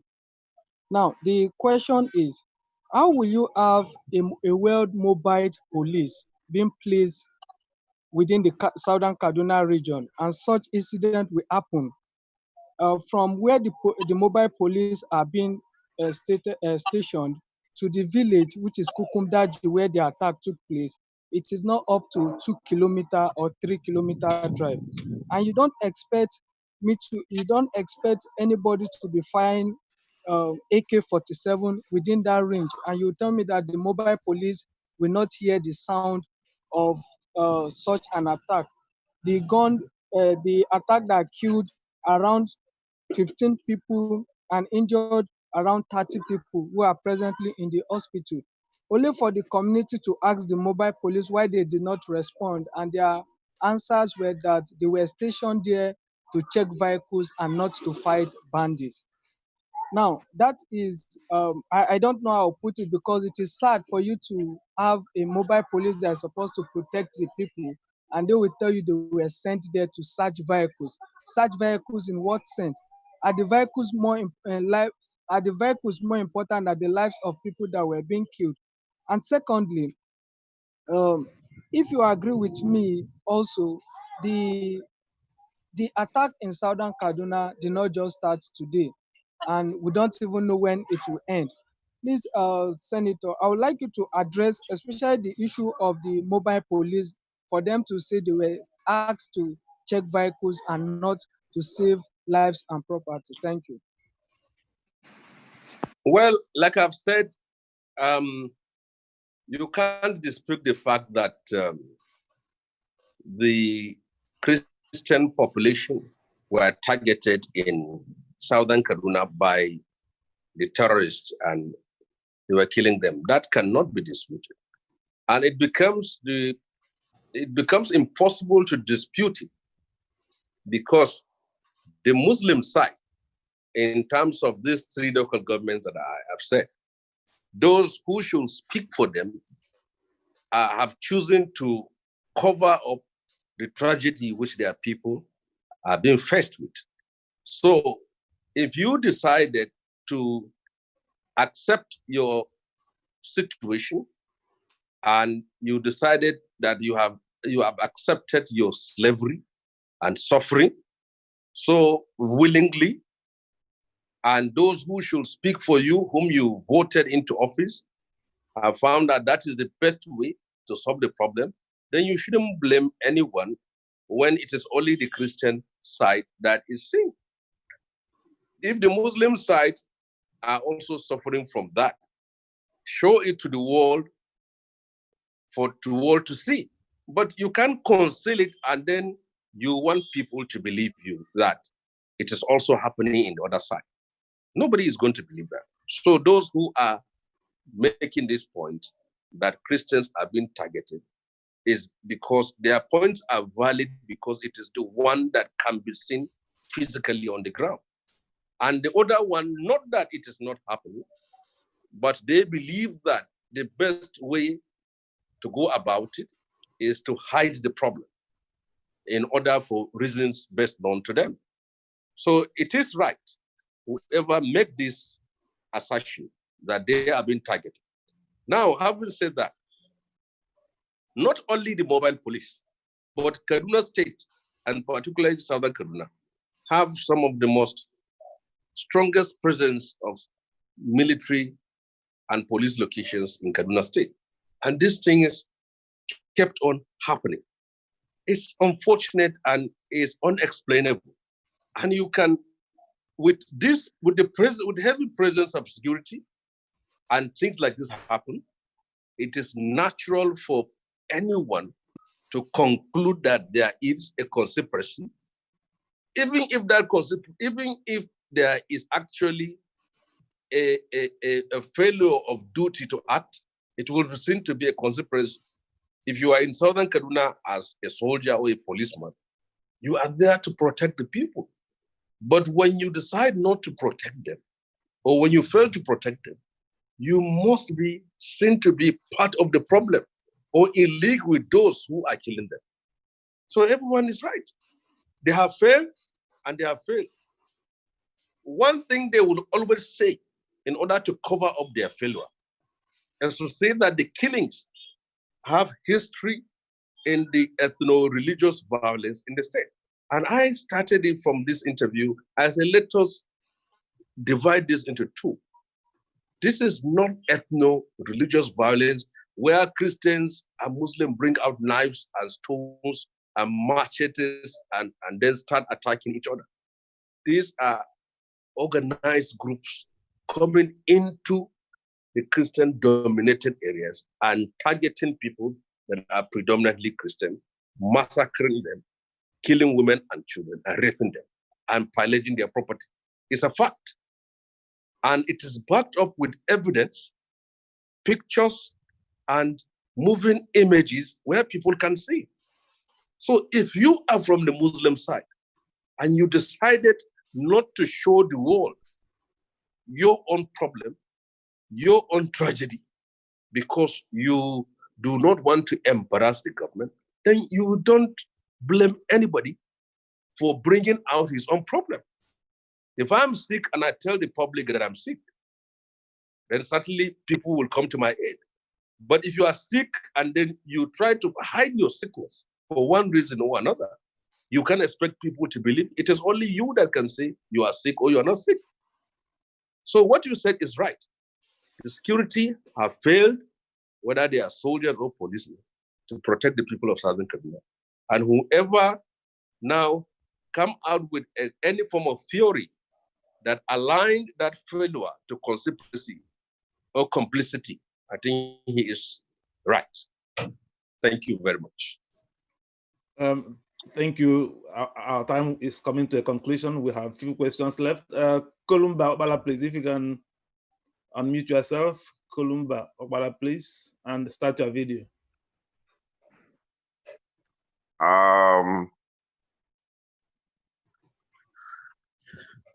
Yes. Thank you, everybody, and thank you, Honorable Senator. I've been listening carefully with your explanations as to what is going on in Kaduna. However, I believe the essence of electing a government in office is to protect life and property. But it seems like they are being struggled to be reminded that they have to protect life and property. My question, is it a coincidence or is it outlandish planning that the areas, not only in Kaduna, any areas where there is concentration of Christians, there's all these unwanted killings? Is it coincidence or is it a grand master plan? Because from what we gathered from private researches and investigations, most of these killers and atrocious people are not Nigerians. And if the government is there and they are not protecting the people, what do? Do we protect ourselves? And if that is the case, why won't they empower people to protect themselves?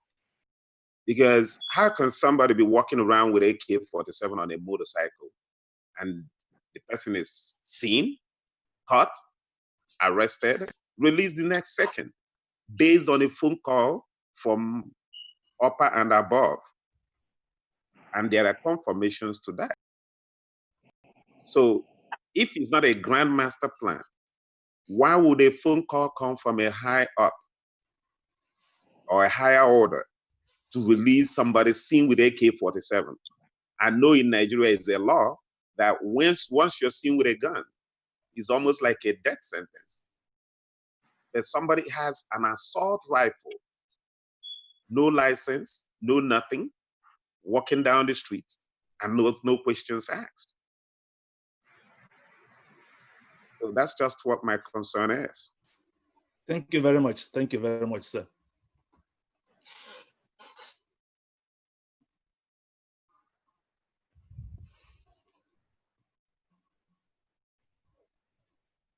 Well, you are seeing today are symptoms of a failing state, where non-state actors have access to weapons, sophisticated weapons.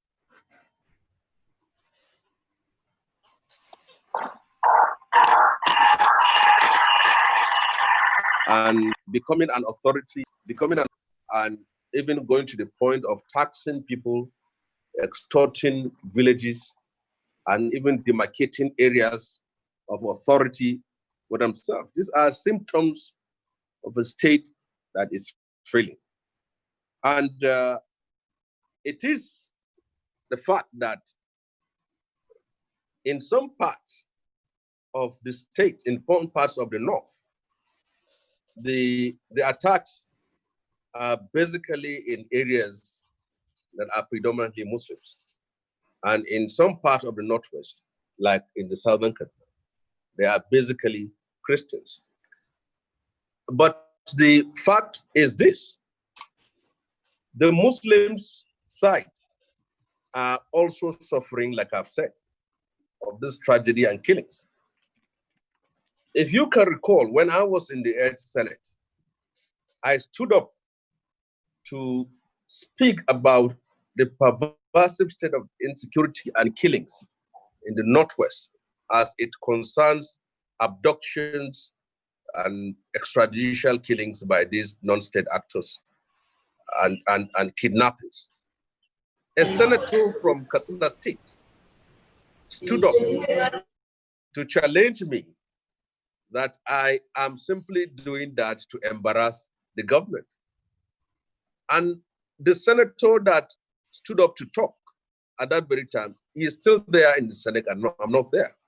But he's part of the constituency now, is one of the most ungovernable spaces and one of the most dangerous places in the northwestern part of Nigeria. So you can see the attitude of that person. He is Hausa, I am Hausa. He's a Muslim, I'm Muslim. He's from the Northwest, I'm from the Northwest.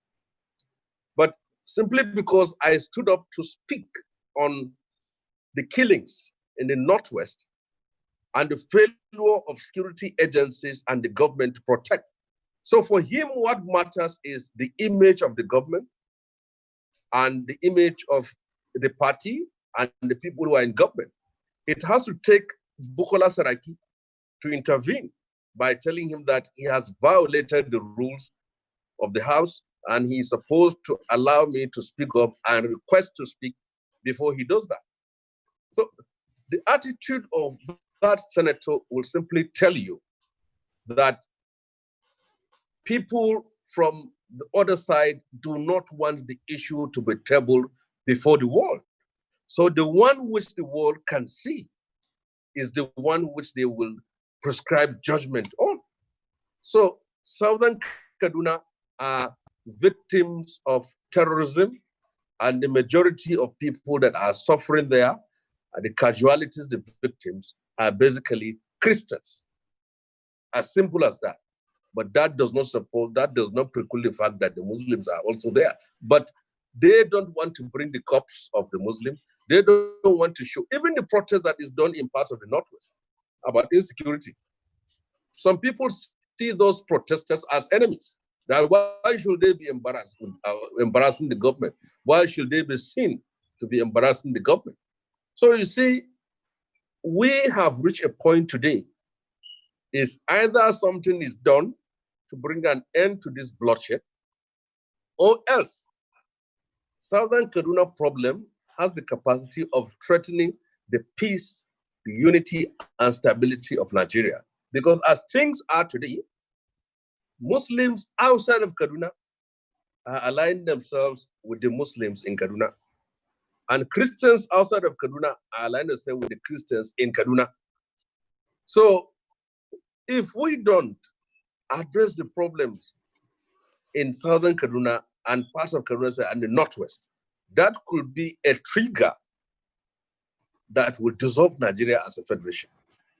If we don't do anything about this, if we keep on trying to analyze, to justify, and to give excuses for killings going on in parts of our country, then we will regret for not doing anything or not speaking out, not standing up, and not look what is happening today.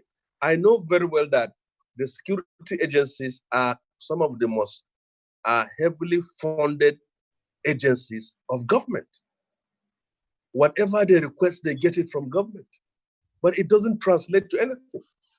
You move from Kaduna to Birningwari to Niger State, you will see 3 or 4 vehicles as parked either by policemen or civil defense.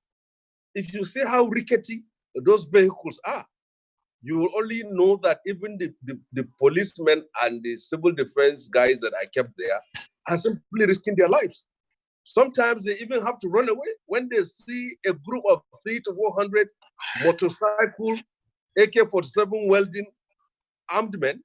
They have to seek cover for themselves. This is what they can't even protect themselves. We have seen how soldiers were killed in Kaduna. We have seen how soldiers were massacred in the bushes of Birningwari. And some few months ago, even those who offered themselves to be vigilantes in Niger State were all killed by the bandits and terrorists. So you can see this has reached a point, even those that are supposed to protect people are themselves exposed and vulnerable. Where will this take us to? The killings in Southern Kaduna must be brought to an end. The killings in another part of the Northwest must also be brought to an end. Why I keep on emphasizing on insecurity even when I'm in the Senate is knowing very fully well that it is about the legacy of the president, it's about the stability and peace of the country. Many of these people who are laundering the image of the president and telling him lies will not be there tomorrow when he's out of power to defend him. Nigerians are not known for standing up to protect their bosses when they're out of power.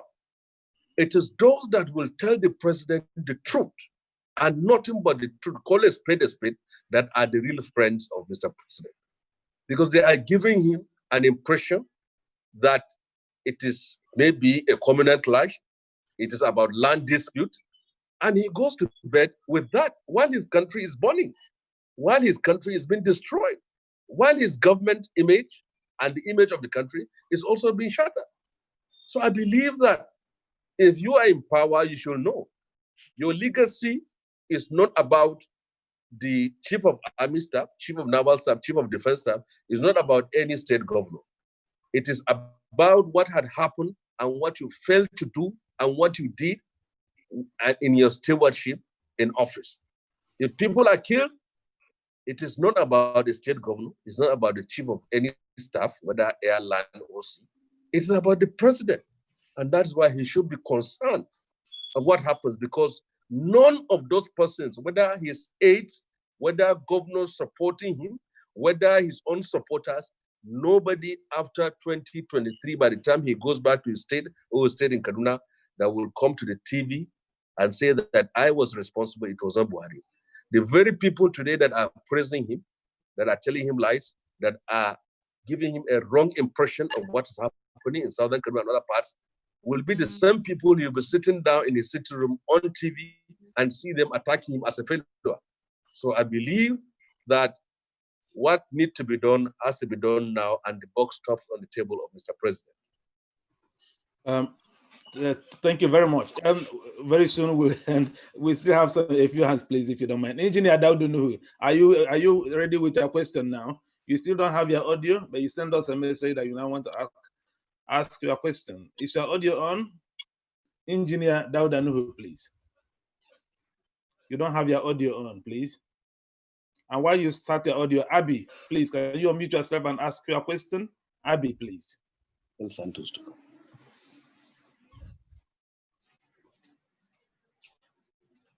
Abby, can you unmute yourself and ask your question, please?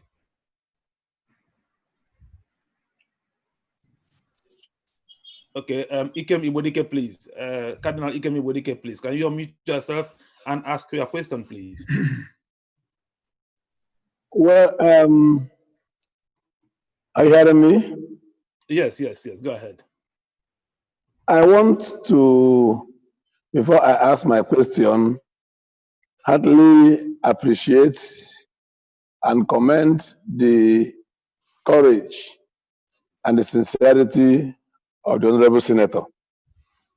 We have followed him and his antecedents, even when he was in the 8th Senate.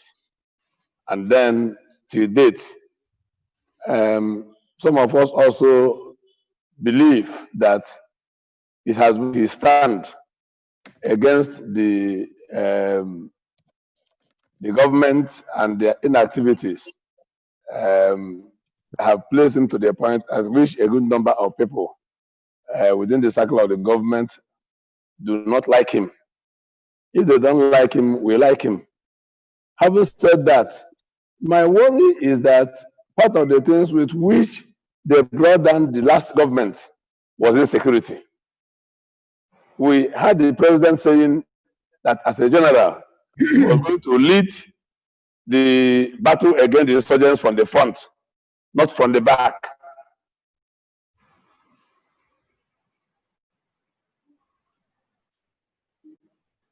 Is your audio still? It was. Yes, go ahead. It's now worse than, it is worse than what we had in the government. And a certain group of people who benefit from this government appear not to be saying anything. And even to the president himself, a good number of people have been calling for the sacking of the service chiefs. And still they still sit comfortably there while the life of people, common people, are being destroyed, lives and properties of people are being destroyed. My question is probably not to him, but at least let me also find his reaction. What is the service chief still doing? Since it's very clear they can't deliver on their terms. Thank you very much. Thank you very much. If you can have the response of the. Thank you.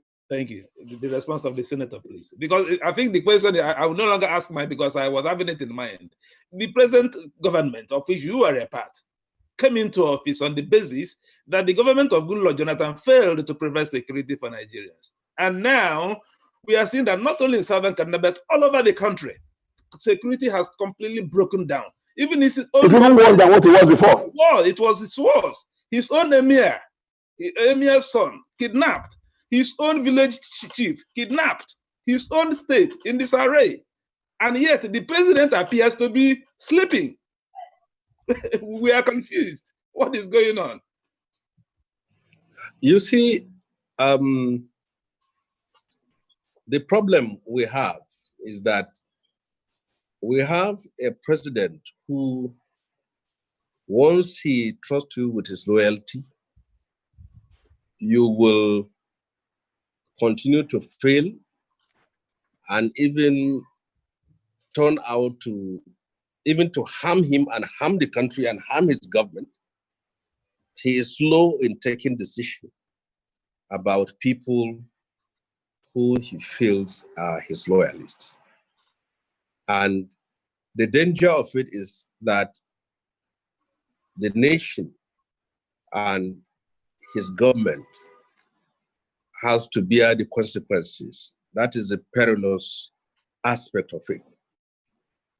And when killings happens in Nigeria, the next thing you will hear is condemnation. The second thing will be the summoning of security chiefs for a closed door, not closed window meetings.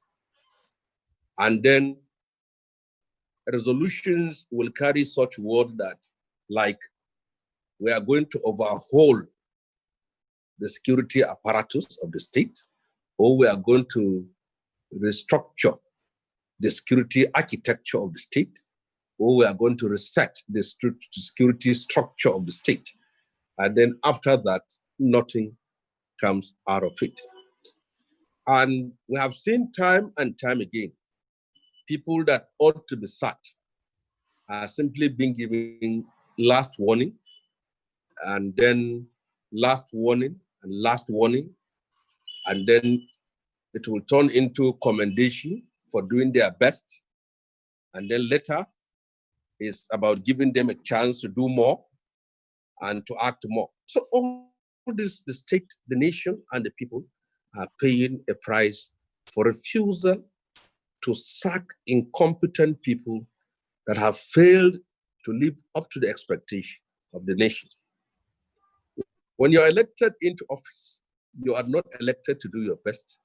You are elected to do what is best for the country. And if your best is leading the country to harm's way, then you should know that your best is as harmful as the tragedy which the people are experiencing. So I believe that Jonathan's government is not a perfect government that you will say is an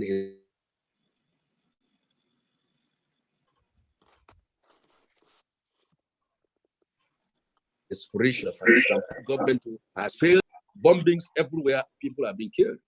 But because of the failure of this government, people have now reached a point of comparing what has happened yesterday to what is happening today. Under the last administration of PDP of Jonathan, the rural areas are safe, the cities are not safe because of bombings. Under this administration, the rural areas are unsafe and the cities are safe. And gradually now, even the cities are becoming unsafe because of kidnappers now have moved away even from villages and outskirts and are moving to outskirts of the cities. So if there is any legacy this president can leave behind,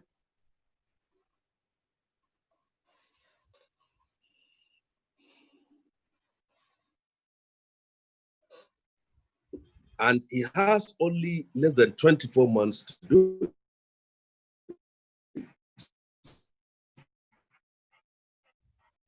He has less, is leaving behind a country that is secure and safe, and in that. And it is for him to take action over people that he entrusted and empowered them to preside over the affairs of the security of the country. If he refuses to do that, he will continue to carry the burden of their failure as his own.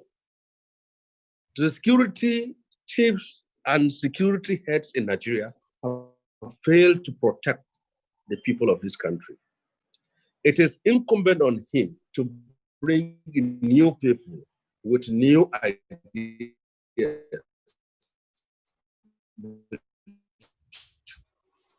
fresh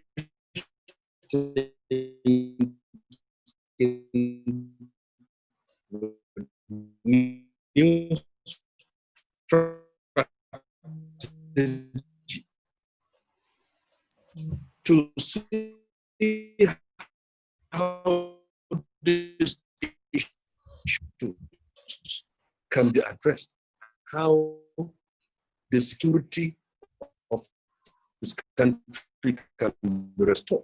But this appears the only government in the history of Nigeria where if you are appointed, you are given an appointment letter, you are also guaranteed the security of your job, even if you are failed. So if you are appointed, you can continue to fail until the last point of it. Even if that goes on, the development or the progress or prosperity of this country today is a shame, because the government is of addressing the problems unthinkable to say that. And when people like Professor Angu Abdullahi speaks, instead of listening to them, trying to extract from them what is the best way possible to solve the problem, then can you look at a man like Professor Angu Abdullahi and say he's a one-man squad, that he doesn't have troops? Someone who has served this country diligently, an elder statesman like him, who should have been, whom should have been a person whom the president or any person in power can call and seek his advice on how to solve this problem. It's reached a point that is either you agree with what the government wants you to say or to do, or you will be tagged as an enemy. As far as I'm concerned, the president should be concerned that he has 24 months to write his name in gold or in the mud. He should listen to the voice of reason, get advices from people who are outside of his political cycle or political power, even if they are his enemies, on how to solve the problem and leave behind a legacy. At least restore Nigeria to the place you met it before, to the position you met it, so that people will not rate your government years after as one that has exposed people to mass killings and danger. He must be concerned about that. In the next less than 3 years, he's not going to be the president of this country. He's going to go back to his hometown or come back to Kaduna with us and stay. Let him know that in as much as he struggled to be president of Nigeria from 2003, and God made him in 2015, his legacy, his stewardship should matter, not preserving a loyalty that has become so harmful to you, harmful to your government, and harmful to the security of the country as a whole. If a loyalist is incompetent, remove him and bring somebody who can deliver. The record goes to you, the credit goes to you, and the credit also goes to the country. That is my view. Thank you very much. I think that about sums it up, but we will just take these this last hands and then we'll come to a conclusion. Let's just listen to these 4 hands. It will not be them asking and then the Comrade Senator answering them no, because our time is up. So let's just listen to these 4 hands. They ask their question. We'll take all of them together and then the Senator will give us his concluding comments. So first of all, I'm calling Sani Abdullahi Adamu, please. Unmute yourself. Sani Abdullahi Adamu, quickly, please. Can you unmute yourself? Sani Abdullahi Adamu, please.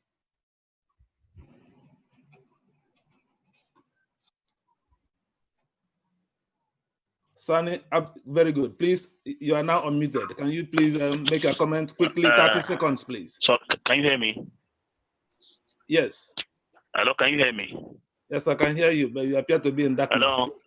Yes, your network is slow, that's why. So it's difficult. The network is very bad here because of the rain. But can you manage and hear me so I can? Yeah, we can hear you. Go ahead, please. Sorry, I want to make contribution based on the senators. Hello? Yeah, go ahead. Okay, I want to make some small contribution based on the issue on insecurity in Kaduna State, more especially in southern Kaduna State. The issue of security, both the state government and the federal government felt Muhammadu Buhari cannot handle security of lives and properties of Nigerians. The issue is that I am a farmer. I am a farm near Rigasa. And this is the second season that I cannot plant, I cannot plant a single thing in my farm. And I am a civil servant. If I work, then I'll come to farm and farm what I'll feed my family for a year at least. And I plant some cash crops. Hello? Yes, go ahead. So I see no reason why we can still be making noise on these people. I don't think if they can do something reasonable to take distance. There is nothing has been done. Our people have been kidnapped, not only in southern Kaduna. Here in Rigasa, look at how many people have been kidnapped in our homes, not in the farm now. So what are the issues? What are we going to do? Can we take the security of our lives in our hand? Or can we just continue just looking at the government, this government that is not based, and they are now making noise on coronavirus. This is the virus that is killing us. People are killing us in our houses. People are killing us in our farm. So what they want us to do? Please, I need a way out, please, on this. Thank you very much. We are sorry for your personal experience, and it's a very vital contribution. This is what we want to hear. We want to hear from the people who are actually experiencing this pain. Thank you very much. Let's take again Sylvester Dominic, please. Please unmute yourself, Sylvester Dominic. Go ahead. Thank you very much, Honorable Senator, for your contribution. I would say this is one of the best conversations I've had so far when it comes to matters of security. Mr. Senator, I would like to ask this question. Do you think dividing Kaduna State as a whole will bring permanent solution to the killings in southern Kaduna as an whole? That is my question. All right. Senator, if you don't mind, let's take all of them together and then you respond finally because our time is almost there. Let's take another one. Abby, are you able to unmute yourself now? Abby, please. Abby, are you able to unmute yourself now? Okay, Nuhu Haruna, please. Are you able to unmute yourself? Yes, go ahead. Yes, I'm able to unmute myself. Go ahead, please. Yes. Thank you, Sheikh Sani, for your contribution. And I know you are caught in the middle. You are Senator for Kaduna Central, both Christians and Muslims. So I know you are towing a very thin line. Now, but what I want to, my own is just a little contribution because of the future of Nigeria as a nation. Now, you said Muslims have also been killed in Zamfara, in other far northern states. But when it comes to southern Kaduna, it is only the Christian communities that are being killed. And when it comes to the central government and the Kaduna state government, they are not even, it's better if they have been silent. But instead of being silent, they decided to say it's a reprisal attack. Now, what I want to say is this.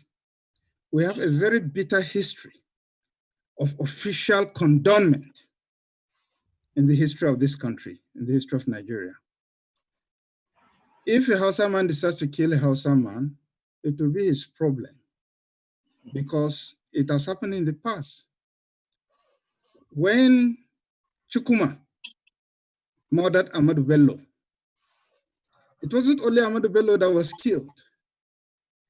Ladoke Akintola was killed, Okotebo was killed, Brigadier Ademolagun was also killed. But because Ahmadu Bello was killed and Tafa Balewa was killed, and in the army, Colonel Kuru Mohammed and James Palm were also killed. What turned out to be, they said, oh, Igbo people have killed Northerners. Nobody looked at what happened to Ademolagun, to Akintola, to Okotebo. The music then, the chorus was that Igbos have killed Hausa people. And the stage for revenge was staged. When the counter coup was staged, before the counter coup, Ironsi took over the government. He arrested Chukuma, but he refused to try them. Then again, it was seen as official condonment. He has arrested his brothers.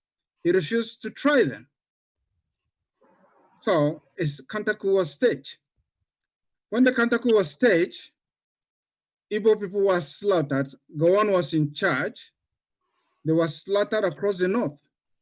Hassan Katsina was in charge in the north. He didn't do anything. They didn't do anything to stop the killing. They could have moved swiftly with the army and the police to stop the massacre of Igbos in the north, but they didn't. There was an official condemnment. Official condemnment. Now we are watching and hope and pray that we are not watching history repeating itself all over again. That there is official condemnment, because now when it comes to the killing of Christians in southern Kaduna, it's a reprisal attack. That's even bad enough. It would have been better for them to be silent, honestly. Now, if the officials, President Muhammadu Buhari, who is President and Commander-in-Chief of the Federal Republic of Nigeria, and all the security agencies that are under control of the Northerners, except the Nigerian Navy, if they decided to keep silent and continue to say it's condemnment, like Sani, you have suggested, there is an alignment going on, not just in Nigeria. It's not just Nigerian Christians siding with Southern Kaduna and Nigerian Muslims siding with the government. It is the world that could be dragged into an epic battle. And we hope that we don't ever live to see that. Some of us are witnesses of the Nigerian Civil War. It was terrible. It's not a good thing. That official condemnation led to millions of lives being lost. Okay, thank you very much. I'm seeing the hand of Dr. Nwankwo Nweziwe up. If you can unmute yourself and make your comments, please.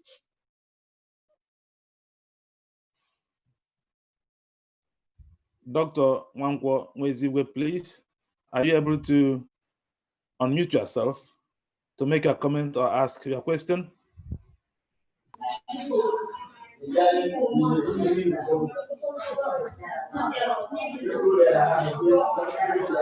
Hello.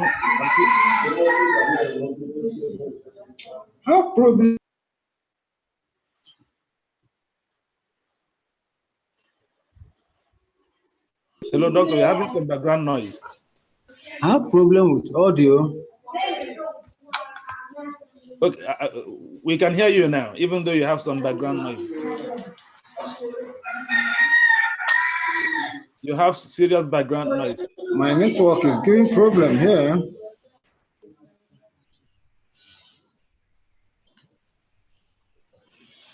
Network is giving problem. But we are hearing you. Can you speak, please, so that we move ahead?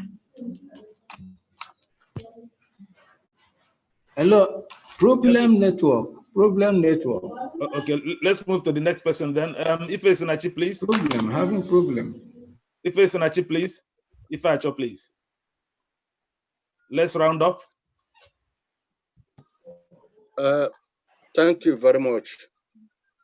I'm so glad with the answers of our able senator. But I want to say here that there are something that the senator need to look into in his answers. And that is the boiling pot or the time bomb that is existing in our polity. The Yoruba nation are not happy. The Igbo nation are not happy. The people of Niger Delta are not happy. And it seems that the 9th Senate and the House of Representatives are docile, and that is the proper language to use. They are docile because it looks as if they are rubber stamps. Because I I followed all the proceedings of the 9th Assembly. They were up and doing.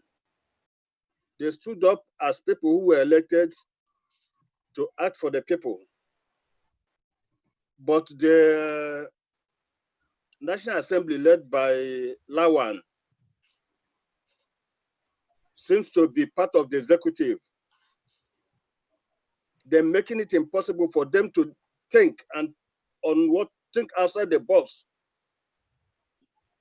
and find solutions to what is about to happen, because nobody can claim to be ignorant of what is about to happen in that country. So I don't know what the senator will have to say about this. Thank you.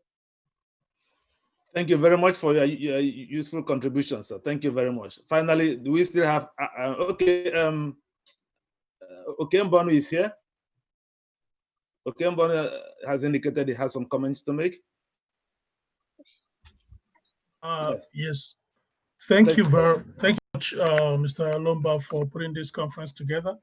And I'd like to commend the Honorable Senator Shehu Sani for his dogged fight through the years to maintain a semblance of dignity for the people of Southern Kaduna, and then also in general, having been a voice of reason in the Nigerian Senate while he was there. I am logging in from Washington, D.C., and I was a little late coming in because of some technical difficulties. But I'd like to zero in on the solutions. We've heard about all of the humongous problems and security challenges that have been on for some time now, and frankly, they've not been getting any better. Now, when I also see some of the comments here and some of the notes in the chat, I see that as much as we have all identified what the problem is, we have not dwelled greatly on the solutions. And one thing I'd like to make somewhat clear, because I saw someone make a comment around those lines, is that the foreign powers are not necessarily in the business of going around and helping nations around the world solve their own internal problems. Their interests are their own country's interests. Besides the fact that they have their issues to deal with, but whenever there's a country, before anyone on the outside of the country can begin to put their resources or their own goodwill at stake towards that solution. And so I say that to remind all of us that the solutions of the problems of Nigeria are going to have to come from within. People are going to have to show commitment. People are going to have to drop blood if blood needs to be dropped. I see there's a lot of, somebody used the word docile, and that's a very proper word in this context, because Nigerians traditionally have not been their brothers' keepers. Violence happening all the way in Kaduna or in Borno doesn't resonate with people in Lagos or in Onitsha as much as it should, because the nation has essentially been the kind of nation where the tribe and the religion seem to be more important than nationhood. But for a nation to actually be built out of Nigeria, the tribes or the tribe thinking will have to die. The religious thinking will have to die. People are going to have to see evil and call it evil for what it is.